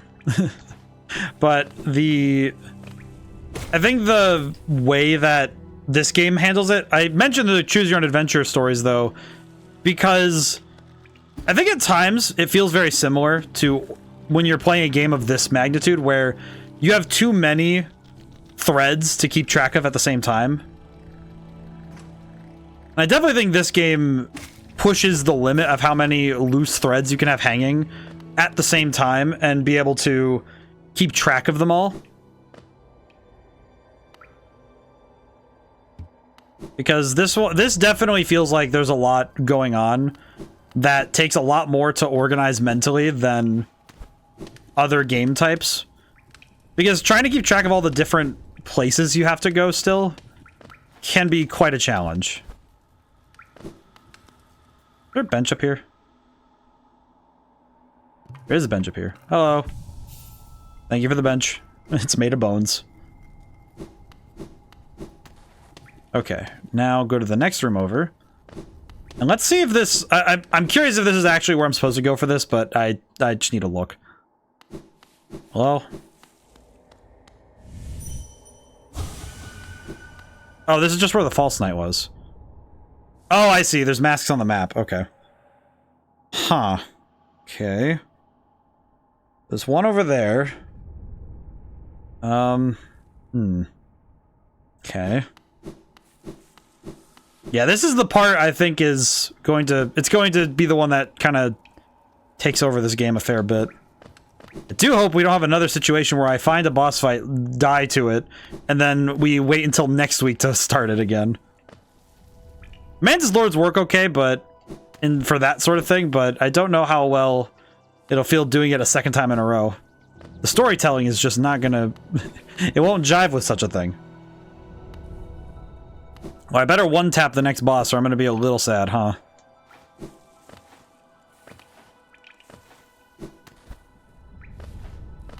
It is nice to revisit some of these old areas, though. Down we go. Back to the fungal wastes. Where is this dream enemy? Way over there. How do I get over there? Is there something I can do to approach? Ow.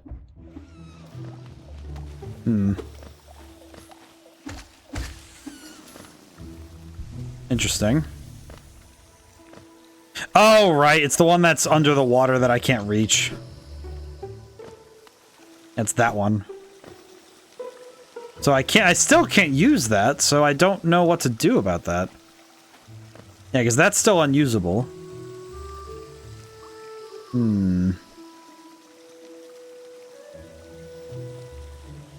I guess Deep Nest would be the next area to look, I guess. I'm not really... Yeah, progression in this, I feel... This game in particular makes progression feel very strange. Because you do progress in ways, but it's not... It's never quite as obvious that you're making true forward momentum sometimes. Ow. Okay. Now then. We are going to need to find a bench soon, though, because we are nearing time. So I am going to have to find somewhere to go.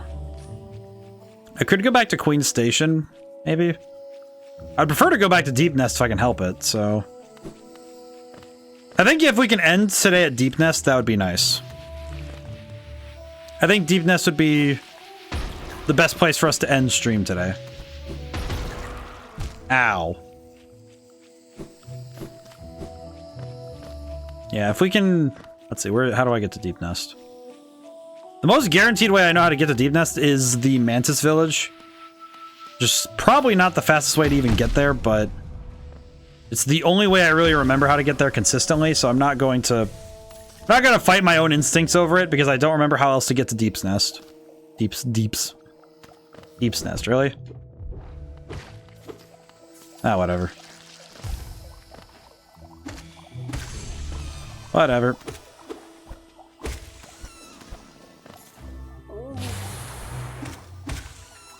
Down we go. Ah, doesn't matter. Just gotta keep moving. Yeah, this is I think this game's gonna take a little longer than I expect, if only because of the constant searching. Just fun, but I appreciate that the game is more centralized on the exploration, but it does also leave a lot of time and space for me to get lost in. It certainly doesn't help that I'm going to have to continually battle my own inclinations with exploration in this one. I think this game is definitely going to push my ability to memorize in some cases too. Because remembering some of this stuff is just a little tough. Oop. Down we go. Yeah, we'll just take I'll take the path from the Mantis Village down. Also so that we can really quickly... Because I would like to check Deep Nest from the beginning. Because I swear I missed some stuff.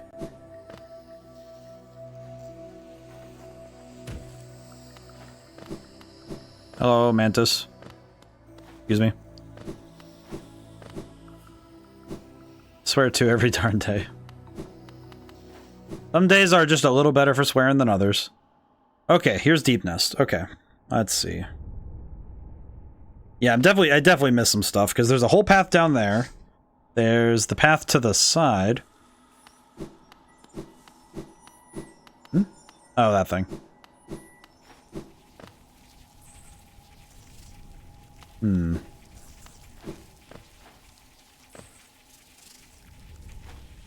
Let's see. I do think that at the very least, I can talk about schedule stuff. So tomorrow we're doing, we're gonna do the Shadow side of Sonic Generations, Sonic and Shadow Generations. I do want to just make a quick mention. I'll mention it tomorrow as well, when we get around to stream tomorrow night, that I am not going to stream the Sonic side because there are not enough differences between the two versions for me to warrant streaming it. It's not even that it's, and it's not, so it's certainly not bad. It still plays very good, but it's basically the same thing as the original Sonic Generations with some minor dialogue changes and small gameplay adjustments that, in the case of modern Sonic, do play a little better. They play a little bit better, but the stuff for classic Sonic is actually a little bit worse. So it balances out okay, but overall, it's not really a big enough difference of a version for me to justify streaming it. For me, at least, I think if I'm gonna stream a game twice, it would be that, okay, the differences between the two versions are large enough that it would be worthy analysis to dissect, you know, the game and what it's doing with those differences. I think it's very different when you're talking about something like, I guess to use an example, when, I'm gonna say when, it's not an if anymore. When Tales of the Abyss gets ported to the Switch, if the version differences between it and its and the 3DS version we played are large enough, I would say that if somebody redeemed Tales of the Abyss for the Switch and I was able to acquire it, I would say that would be worthy of enough of a difference to say I can stream it. But something like this is like, it's not enough of a difference. And of course, some ports or different versions of games just aren't better. I think one is, I would never play the 13 remake, because the 13 remake is just not good. I have witnessed it. I have understood it. We don't need to go down that avenue. That's an electric avenue we do not need to take. How the heck do I get over there? Brain, please work with me here. Why am I lost? Ow. Ow. Okay. I'm getting lost and I'm also getting, I'm recognizing I'm getting tired, so this is not helping. This is kind of the thing I was saying though about, I don't really like that the map is just a box. Because it means that I have no means of real navigation for some of these. Ow. Some of these areas, I have no general means of navigation. It's just a box with exit points, which, with this game, given how intricate some of these maps are, I understand it, but it also means that just finding my way from point A to point B can sometimes be a bit of a hassle. Okay. Where am I? Oh, that's right. I didn't fight through all the spiders. That's probably why I wasn't going the right way. I think. Where am I? Ah, it's not helpful. This is less than ideal, to be honest. Well, now I'm just back here. That's that's somehow less helpful than when I went in.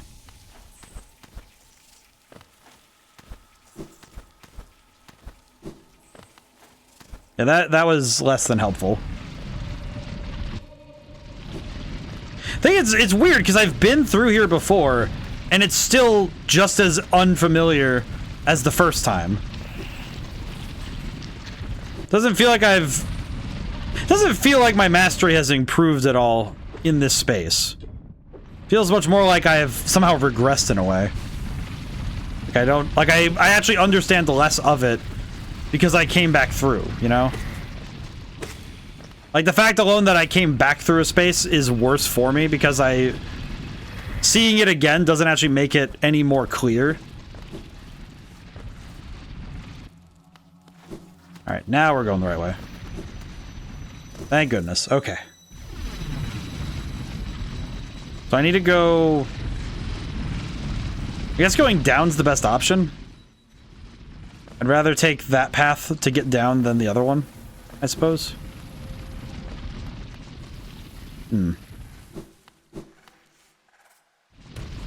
Again, bit of a strange detour. Oh. Oops.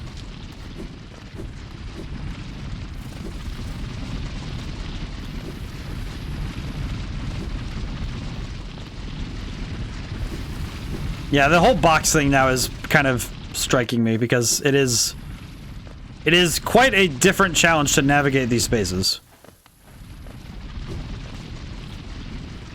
Sorry, it has a very insect feeling with all these narrow tunnels and such, but